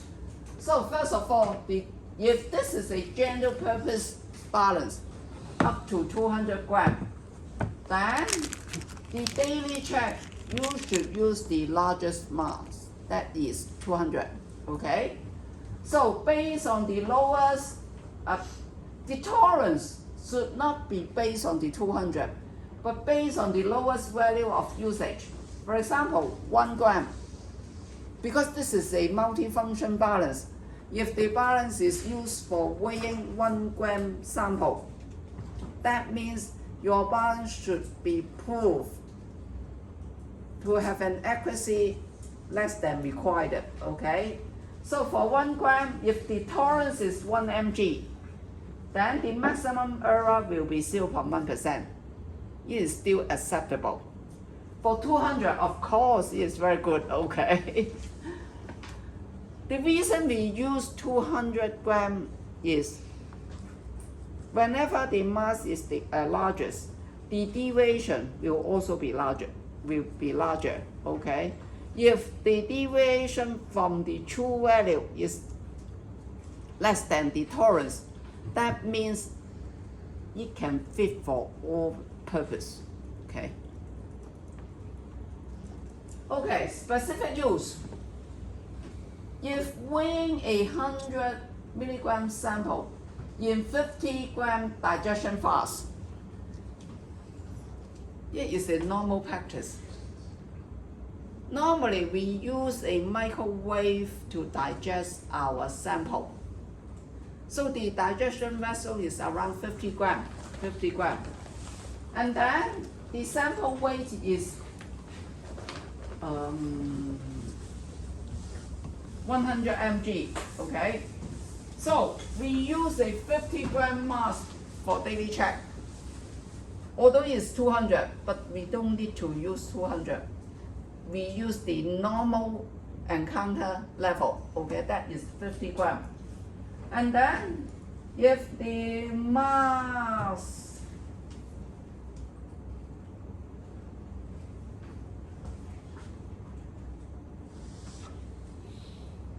okay, so 50 gram check, if we check use, this is only separate from the above.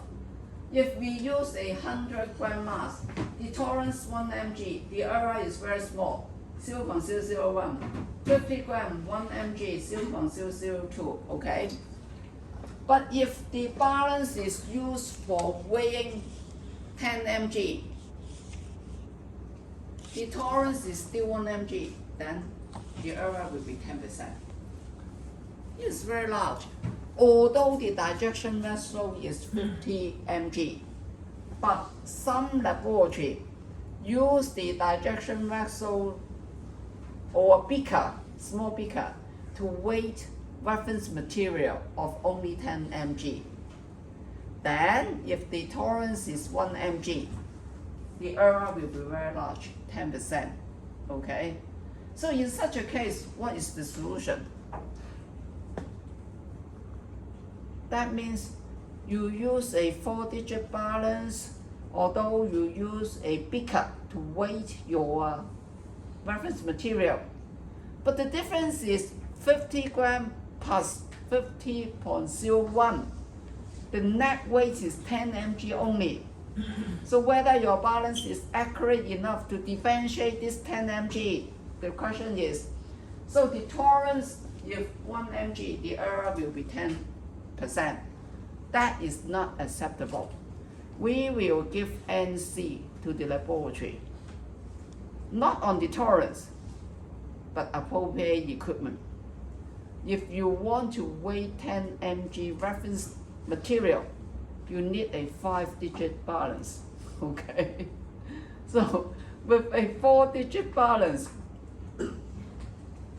the lowest tolerance you can set, or you may say, oh, we can set 0.1, 4 digit. The error is 0.1. Sounds to be valid, but unachievable. For the daily drift, it will always drift less than 0.4 to 0.5. So if you want to achieve everyday 0.1 mg drift, it is quite unreasonable.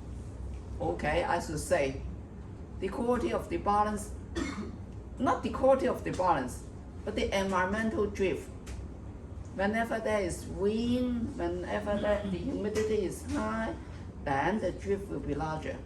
Okay, so be reasonable. With a 4-digit balance, the tolerance of daily check, the most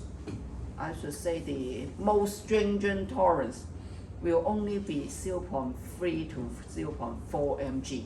Okay, otherwise you can't achieve. Just like somebody when they set critical control.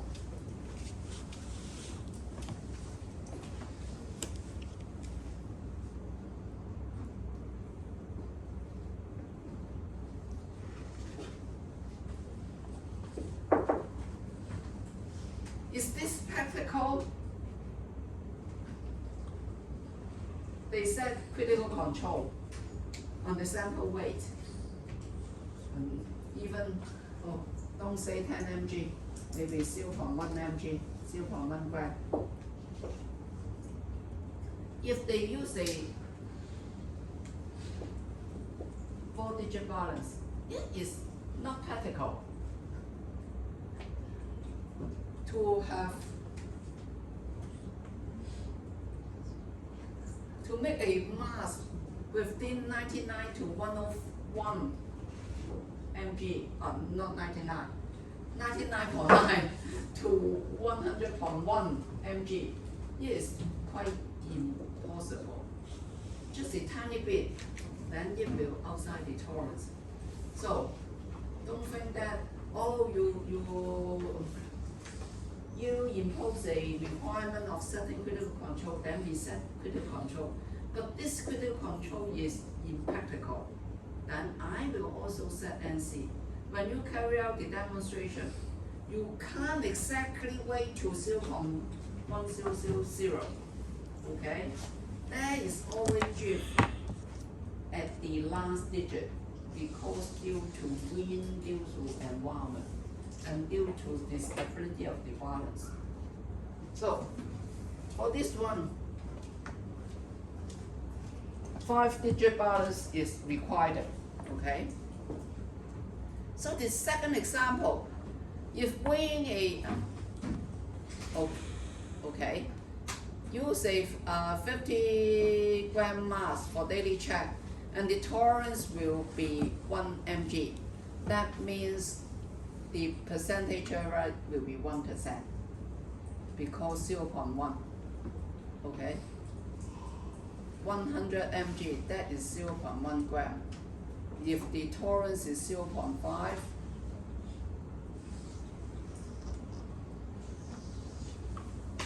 is from 0.5 to 1%. That will be acceptable, okay? So that is daily check. Then have a look on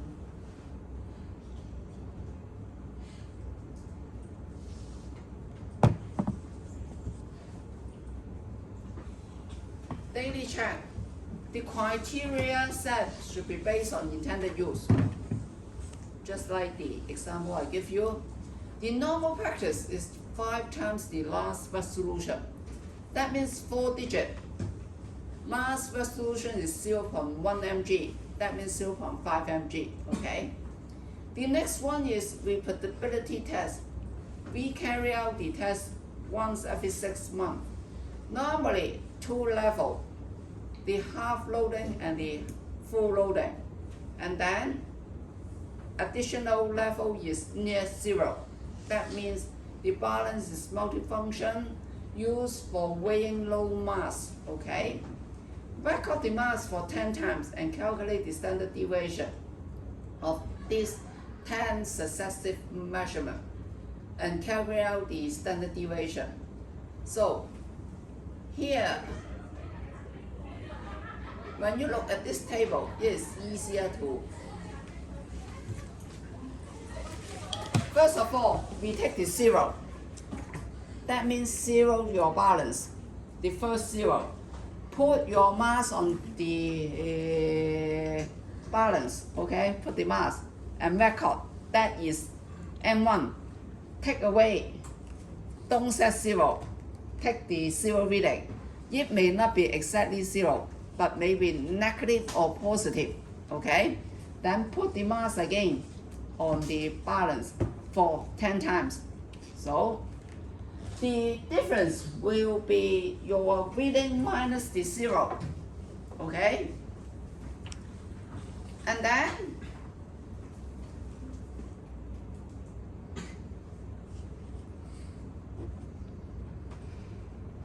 better to have this.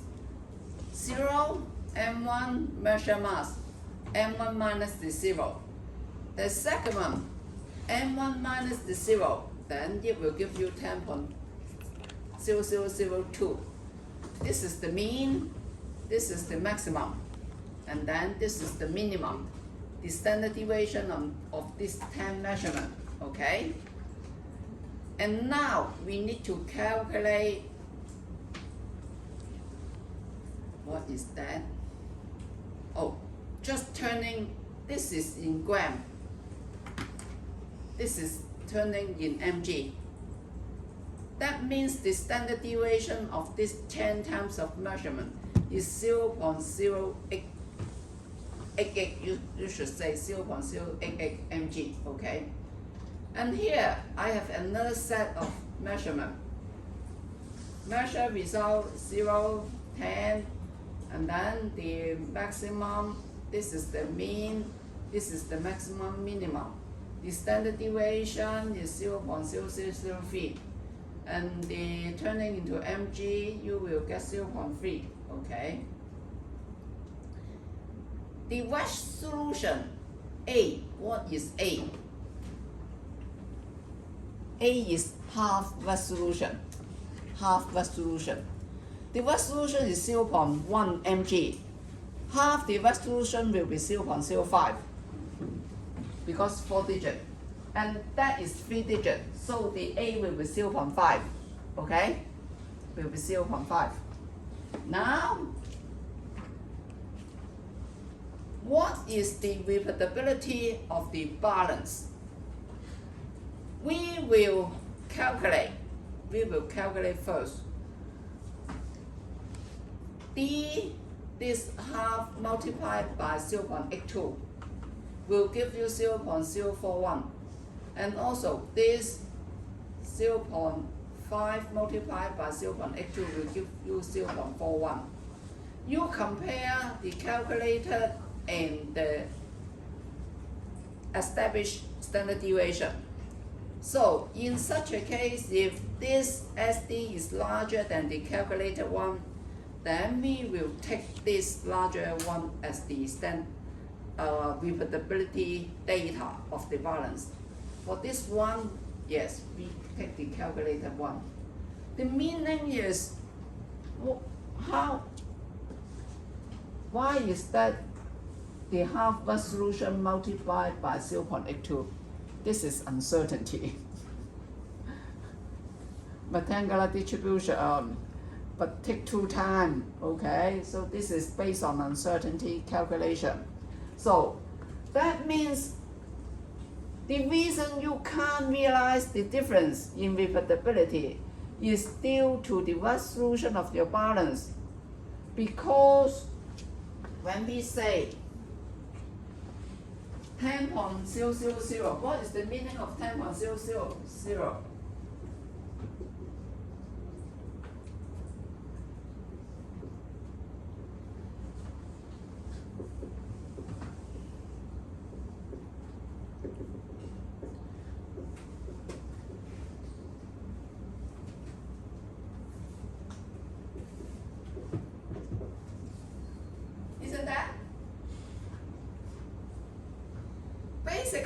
when we say 10.000, this is anything between 9.9995 1 to 10.00049 okay?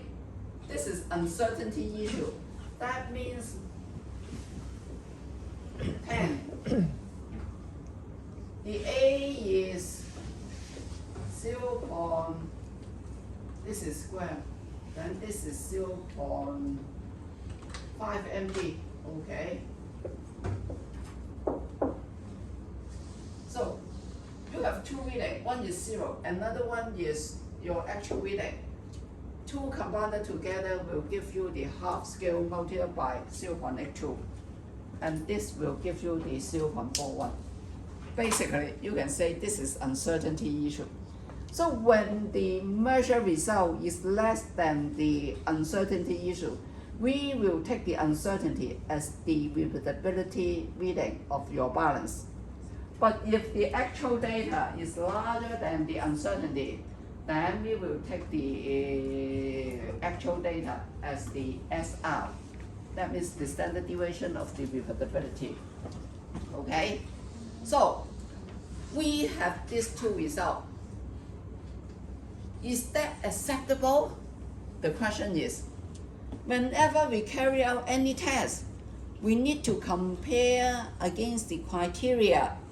So, is this acceptable? There are two requirements, two criteria.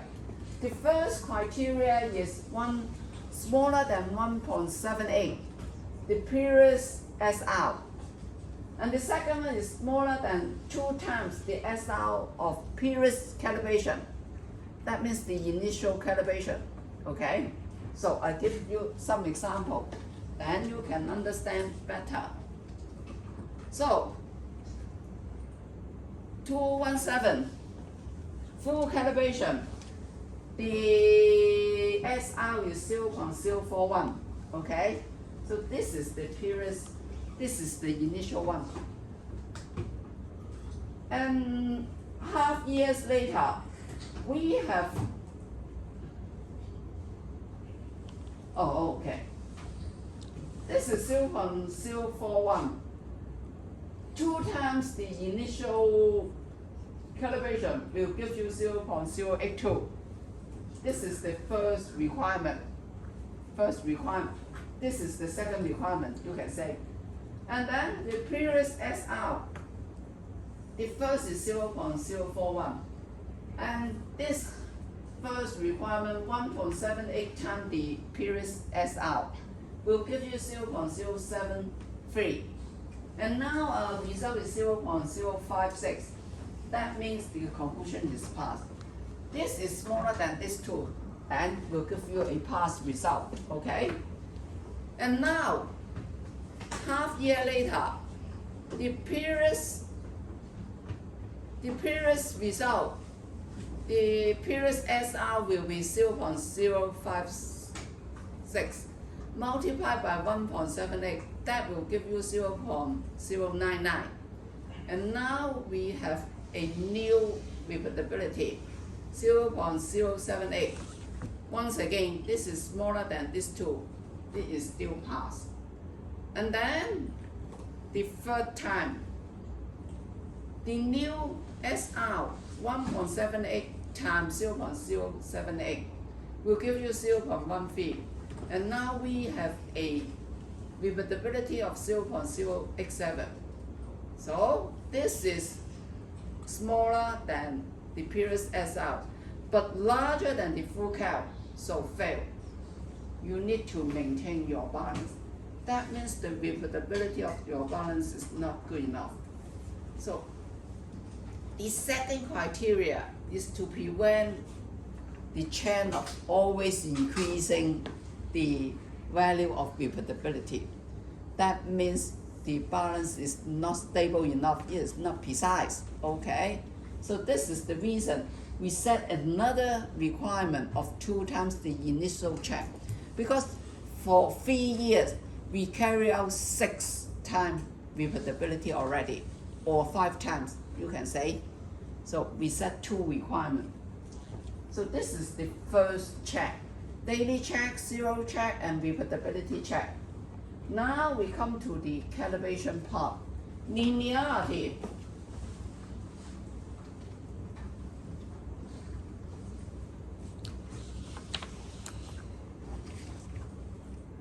For linearity, we subdivide the balance into 10 even interval. Actually, from 10% to 90%. So for a balance, 220 gram, we will not check the 0 point, of course. For every day we check the 0 point. We kick off at 20 gram, 20, 40, 60, 80, 100, and then up to 200 gram, okay?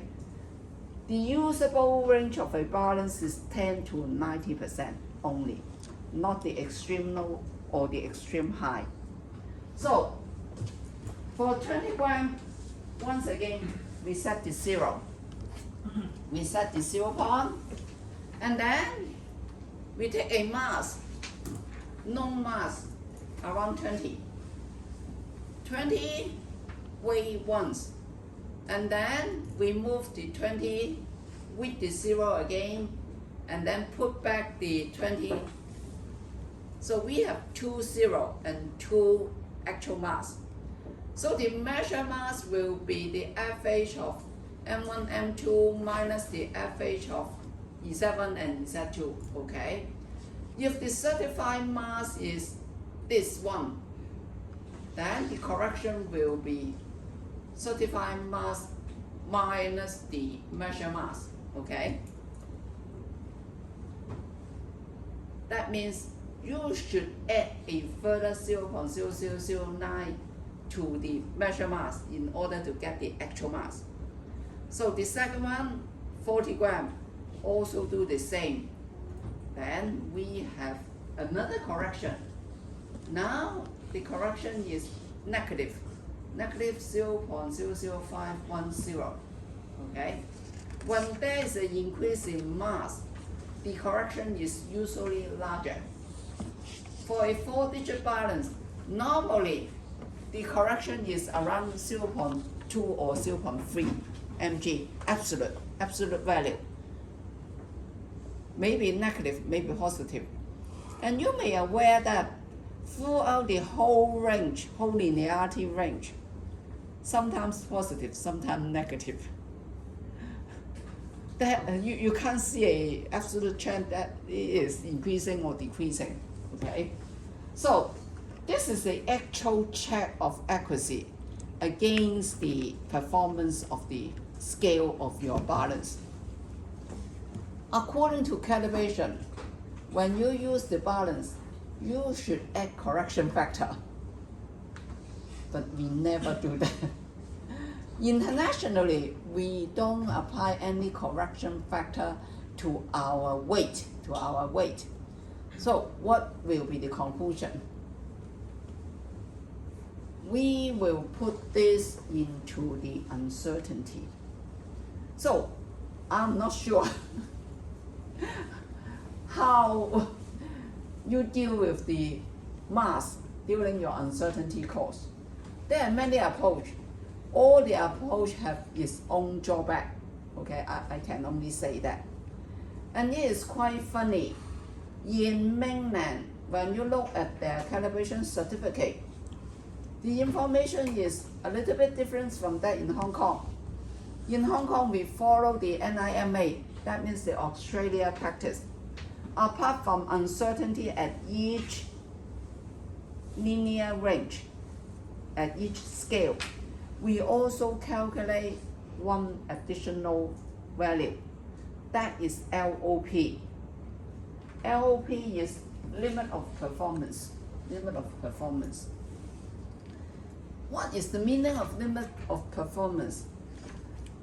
It is quite similar to the sensitivity of AAS for the characteristic concentration. That means only above this value, then you can say that you can differentiate the weight difference, okay? that means only, for example, if the calculator is around 7 mg, that means this balance can only weight a mass larger than 7 mg. Below that, that is inaccurate. Okay? You can say this is the uncertainty. But quite a number of terms are double count in this LOP. When you look at the equation of the LOP, this is the equation of the LOP, limit of performance. 2 times 2.6 standard, SR is the repeatability maximum.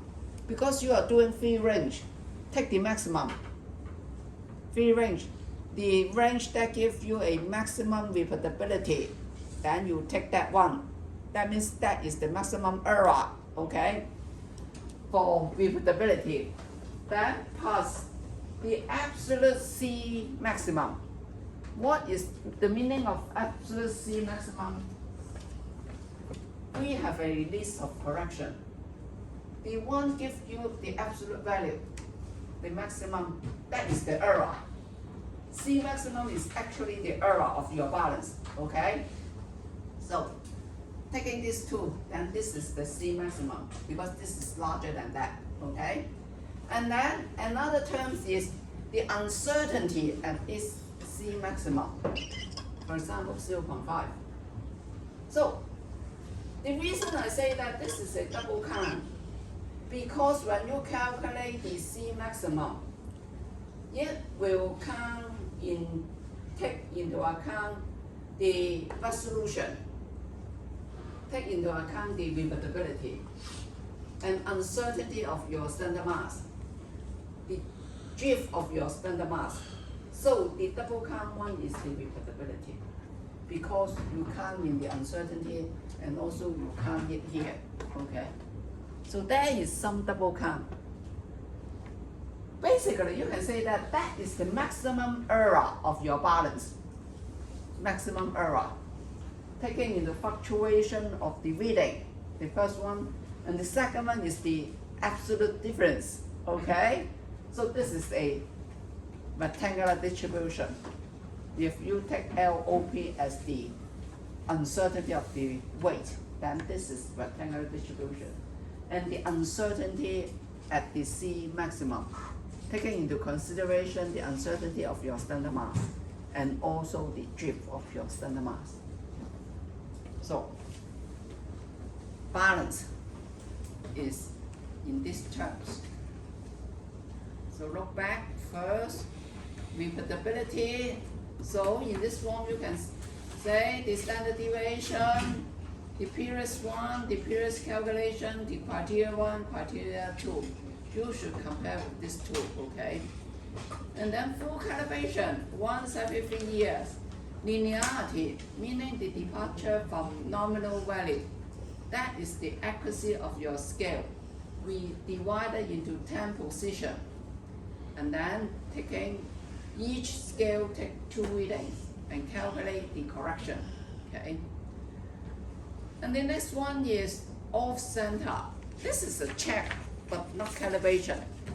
Off center meaning that normally the pen is circular or rectangular, no matter circular or rectangular.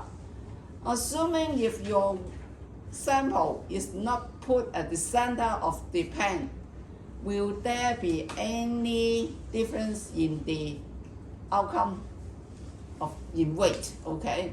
So this is a check. Apply a single mass, 1/3 or half of that of the maximum loading of your balance at the center and then at the 4 corners, okay? And take all the readings.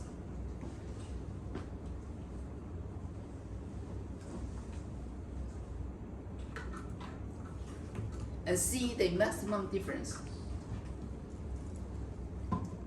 So, the last one is hypersteresis. The difference between the indication of a balance, the same mass, measure increasing quantity and decreasing quantity. And the requirement is less than the discrimination of the balance. There are many terms: scale, resolution, large scale, discrimination. All means the same. That means the last digit, okay? They are the same, but different terms only. So, let's see how to do that. So, first of all, a mass, half the loading. Put on the balance.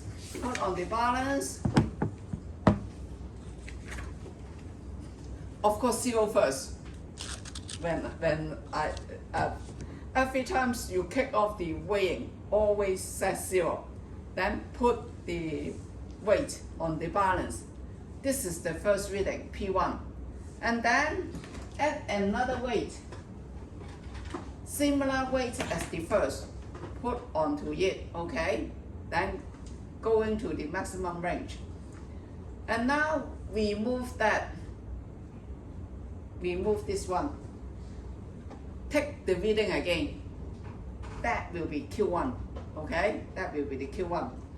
Then removing everything, and put all together onto the balance. And then remove the M1. Take the second reading. That will be the Q2, okay? And then remove all the mass. And then put back the mass. That will be P2. That means, in this way, first reading should be accurate. You increasing loading, removing, then see whether you get the same reading. Remove everything, put 2 together, remove this one, take reading again, remove this one, and then put back again, take reading again.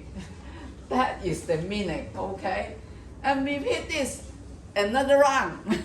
So totally, you get 4P and 4Q. The 2 minus and then divided by 4, okay? The result should be less than, if 4-digit balance should be less than 0.1 mg. That means 1 discrimination or 1 resolution. The meaning is just when you have weight and then you remove, that will serve how long this can be restored to original. So this is a response time in the decreasing. But if then you put all together and then some are being put out and then put back again from both full load to 0 loading and then put your weighing again. So always increasing and decreasing, increasing and decreasing to see whether you still get back the nominal mass. So that is the meaning, okay? This is related not to accuracy, but just to response time. So if you take reading too quickly for weighing your sample, it is not a good practice. Always give 5 to 10 seconds for stabilization. Okay. So this is only limit of performance. The calculation I've given to you. So here is a recommendation of the balance to be used. So if according to this recommendation, most of the laboratory can't achieve that. 10 mg, 6 digit, impossible. 100 mg, 5 digit.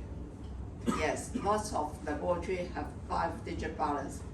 1 gram, 4 digit. 100 gram, 2 digit. 1,000 gram, yes, 1 figures, okay. And this is the accuracy obtained is 0.01%. So for low level weighing, normally we can't achieve 0.01. The most accurate balance for most of the commercial lab is 5 digit, except some of the exceptional tests that is required by the standard. They need 6 digit balance. So that is balance. Any questions on balance? Although for those who are working in commercial laboratory, day to day they use balance, but they don't know how to calibrate a balance. And maybe, yes, they do know how to calibrate, but just submit the report to the supervisor.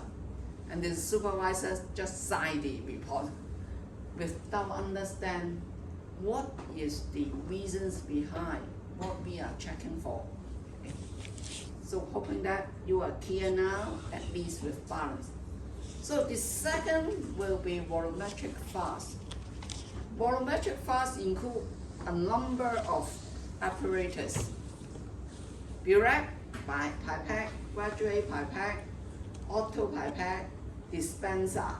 Okay. So for gasware, we just calibrate initially on commencement.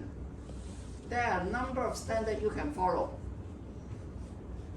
Specific gasware, as long as it is made of glass, then the initial only.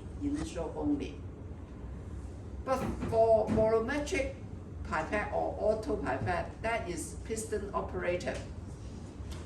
Initial and once every 6 months. Because for piston pipette,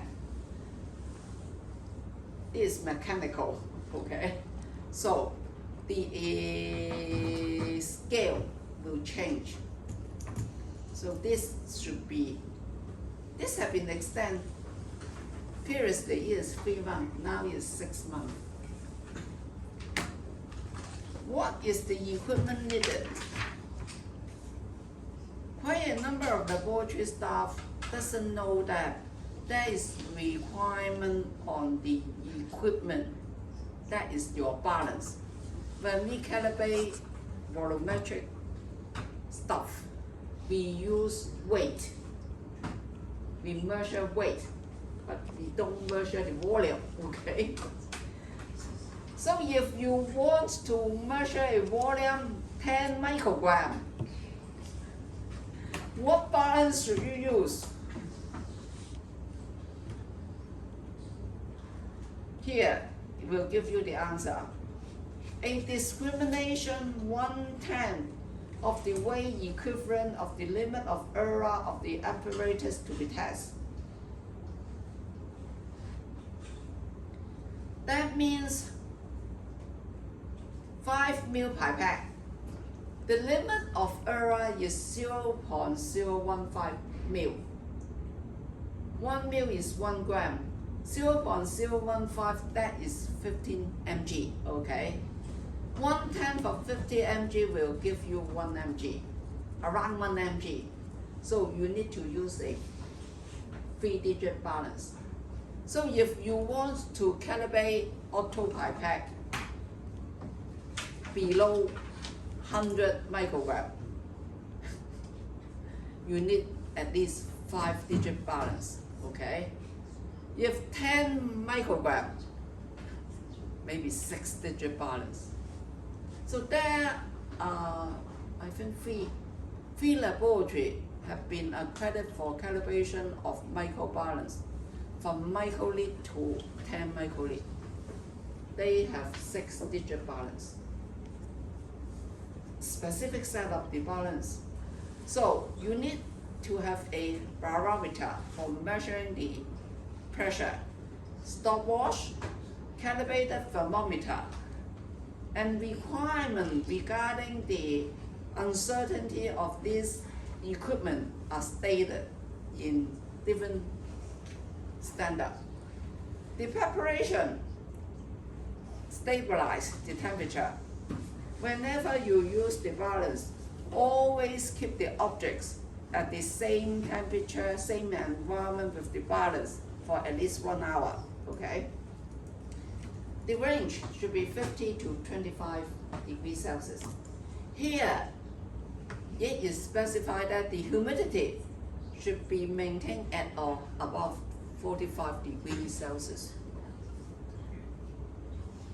What is the reason the humidity should not be too low?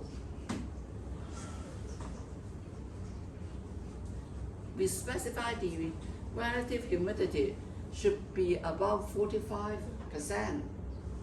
It cannot be too dry in the environment, especially for low volume calibration, because due to way of evaporation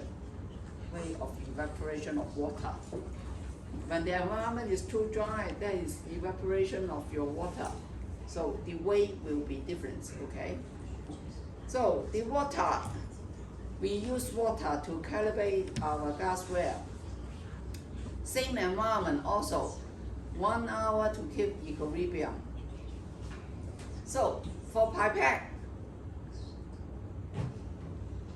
apart from the volume, we also need to check the delivery time. What is the delivery time? That means from the top, the water meniscus from the mark, then appear to rest in the jack, okay? The time for deliver the whole volume, okay? So clamp the pipette in a vertical position and aware and observe any waiting time before removing the pipette from contact from the releasing vessel and then remove from the beaker. Check for delivery time, accuracy, and precision. What is the meaning? Some of the pipette, they will specify how long your tip should touch with the surface of the beaker. Then you should follow the time specified. 3 seconds, 5 seconds, or anything else. So do look at the specification of the pipette you buy, okay? So graduate pipette, we have two types, type 1 and type 2. Type 1 is 0 to any graduate mark, graduate line. Type 2 is graduate down to the jack. That means, for example, this is 5, 4, 3, 2, 1. Then type 1 will be, if I want to deliver 2 mil, then 5 to 3, okay? But for the type 2, then from 2 to the jack, that it will be 2. 3 to the jack, then that will be 3. But not 5 to 2, okay? The design is quite different. Normally for graduate pipette, we will calibrate 5 points. 5 points. If 10 mil, that means 2, 4, 6, 8, 10, okay? Similar procedure for bulk pipette, but this is bulk pipette we are talking about. That means fill up the whole pipette till to the mark, and then deliver your liquid down into a beaker, and then weight the beaker. And for graduate pipette, the same principle, but divide the pipette into 5 intervals, okay? Check 5 volume, that means Burette, the same principle, same as type 1 graduate pipette. Divide your burette into 5 intervals and check for the volume. That means if this is a 50 mil pipette, then from 50 you will deliver 10 mil. That will be 1/3, okay? Then deliver 20 mil, 30 mil, 40 mil, 50 mil. Deliver the volume into a beaker and weigh the volume of water and calculate back the volume using the weight to calculate back the volume. For burette, there should be additional check. The check is leakage, whether there is any leakage. So you should record all this. Density of air-free water, coefficient of cubic expansion. It all depends the type of glass of your glassware. The coefficient of cubic expansion will be different. You should check the type of glass of your glassware. Room temperature 50 to 25 mil. The thermometer code you use. The relative humidity, that will be the hygrometer. The pressure, that is the barometer. Temperature of the water and the temperature of the water. Initial temperature and the end temperature. Okay? The average temperature. Stopwatch, and then the balance you use. That is the record part. The equation is not given to you yet. And for auto pipette, we will check not 5 interval, but 3 interval. Okay? But for each interval, we will check 10 times. That means auto pipette, take up your volume and then dispense first reading. Take up again and then dispense into the beaker, second reading for 10 times. Okay? So you have 10 weighing,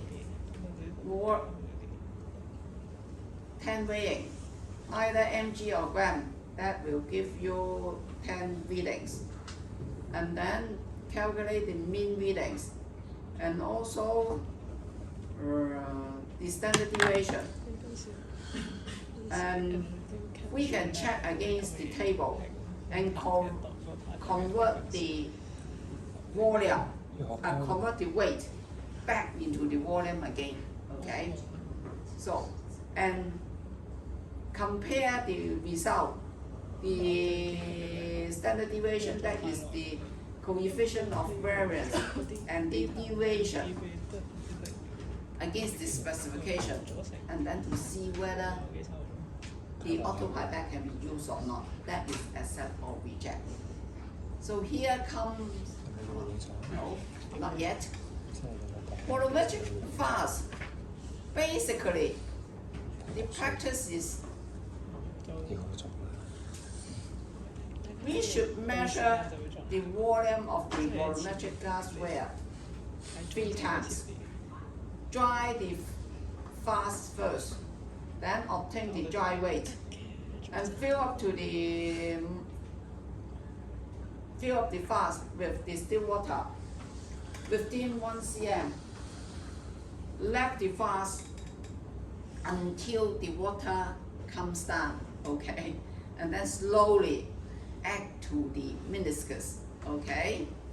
So this is the volume, but somehow this is quite difficult to repeat the measurement. You get the empty weight and then the weight with the volume of liquid. That is easy. But for the second time, you need to dry back and then add back. So some of the laboratory only carry the calibration for once. They don't have the repeatability.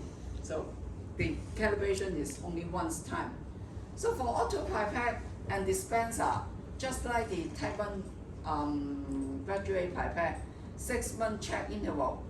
But for auto pipette, we don't need the delivery time, okay? And if the volume is small, then you should check the way of evaporation by conduct alongside with a similar volume container and correct for the evaporation, okay? Accuracy for 50 microliter is 0.4. 0.4 microliter, that means how many gram? 1 mil, 1 gram. 1 microliter, 1 milligram. Okay. 1 milligram, 0.4, that means 0.4 milligram. 1/10 of 0.4, that means 0.04 milligram. So you need to have a 5-digit balance.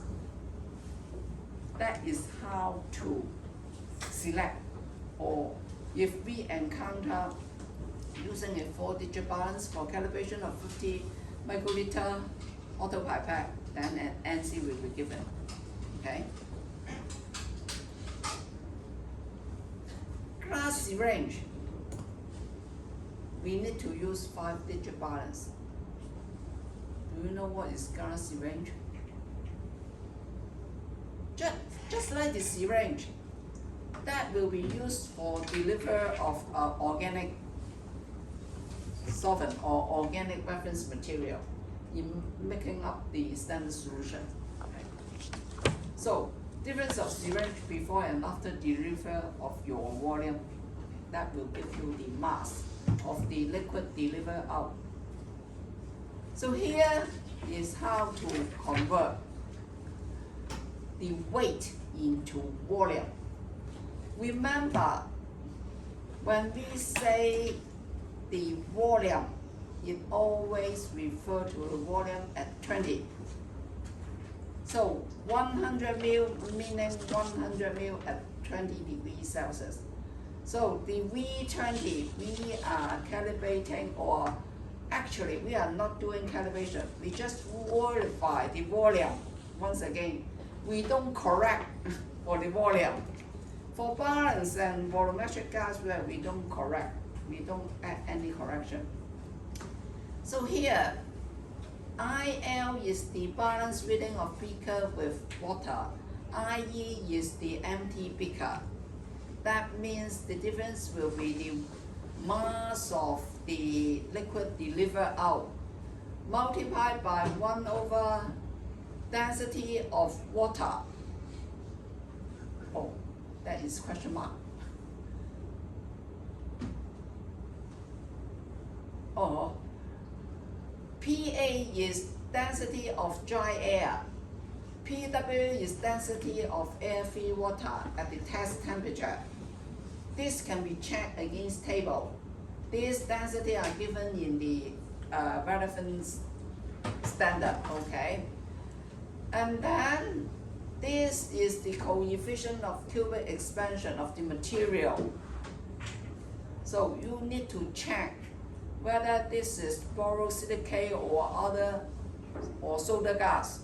The coefficient of cubic expansion have a little bit difference. So this correct the temperature difference from 20, and this will correct the density, the air and that of the water. So this PA is much smaller than PW. PA is much smaller than PW. Yeah, I don't give you the simplified equation. As this is much smaller than that, so you can simplify into 1 over PW times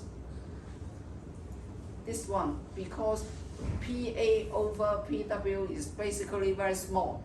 So this one is turned to 1. So now the equation can be simplified. Simplified equation is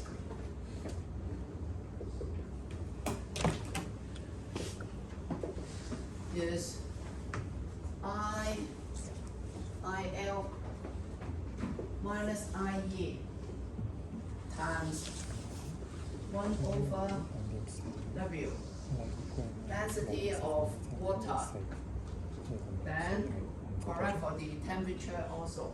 1 minus cubic expansion minus 20. Okay, much simplified. Because PA is much smaller than PW. PW is around 1, but PA is to the power -3. Okay, so when -3 over 1, that means it's really small, only 0.000 something. So the middle can be omitted, PA can be omitted. So that is how we convert the mass to volume based on density. Okay.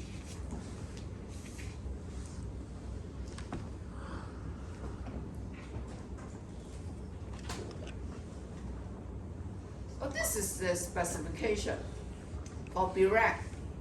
It all depends on this scale division. So the limit of error for Class A and Class B, when we say specify to use Class A glassware, because the error is only 1/2 that of Class B. Okay, you can see from this table. And for BRAC, we also need to determine the delivery time. So the delivery time for Class B will be much faster than that of Class A. For auto pipette, just give you, there is no now we have international guideline on auto pipette, not the AS or BS standard. We have a ISO standard 8655. This is a new standard, and the specifications are given in that standard for the auto pipette. In the old day, we accept the specification, the acceptance criteria of the manufacturer to accept our auto pipette. Okay, so just give you some idea. Different model, different volume, the volume and then the accuracy. So for small volume, 20 microliter, you see the limit is quite large, 0.35. But that is so. You still need to use the 5-digit balance here. Okay, so this is the precision requirement. Just give you some idea on the tolerance and on the error. So that is volumetric gasware. So the practice is simple. You just deliver or add the amount of liquid water into your container and then make the difference in weight. That will be a measure of the weight of liquid either to be delivered or to be contained. Okay? So for gasware, there is two terms.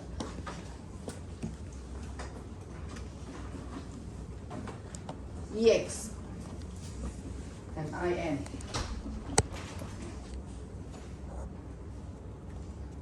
Gasware. On the market, there is two terms, EX and IN. What is EX? What is IN?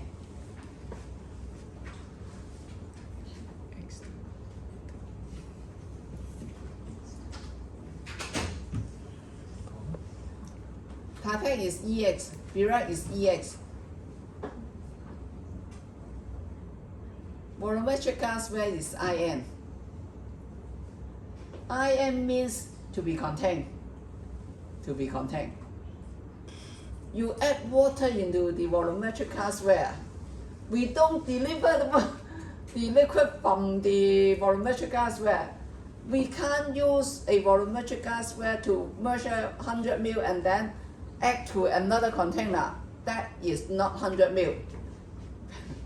That is not total transfer. EX is to deliver, okay, or exceed. That means inside. So, two different types. One is to be contained, and another one is to deliver, okay, to contain or to deliver. So, two types of gasware, type A and type B. Nowadays, we have pipette, especially for pipette, AS grade. We have a special type in between A and B. For pipette, you should pay specific attention because we need to measure the delivery time. Look at the specification carefully. Sometimes when you check the delivery time, you will find that the delivery time is much faster than the specification. But pay attention to the specification. They need to add a few seconds, 5 seconds. That is AS grade, okay? That is the time in contact with the glass surface. Okay, so you need to add a further 5 seconds. Otherwise, all your pipette, AS pipette will fail, not meeting the requirement for delivery time. So do pay attention. Oh, that means our examination will only up to volumetric glassware. But next time we will continue something with measurement, temperature measurement, and some of the chromatogram, and then the GC type, the MS type performance check.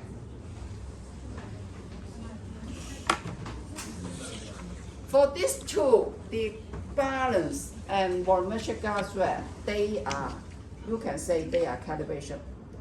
But for chromatogram, no matter what detector they are connecting you to, they are not calibration. They are performance check. They are performance check only, okay?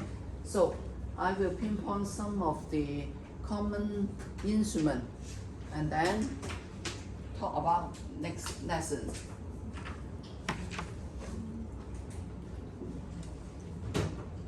So, if you want to have specific topic or questions to be raised, do send to me this week. Then next week we can talk about that. And I will summarize everything and we send this, I will combine everything into an Excel and send to you within this week so that you can prepare for the examination.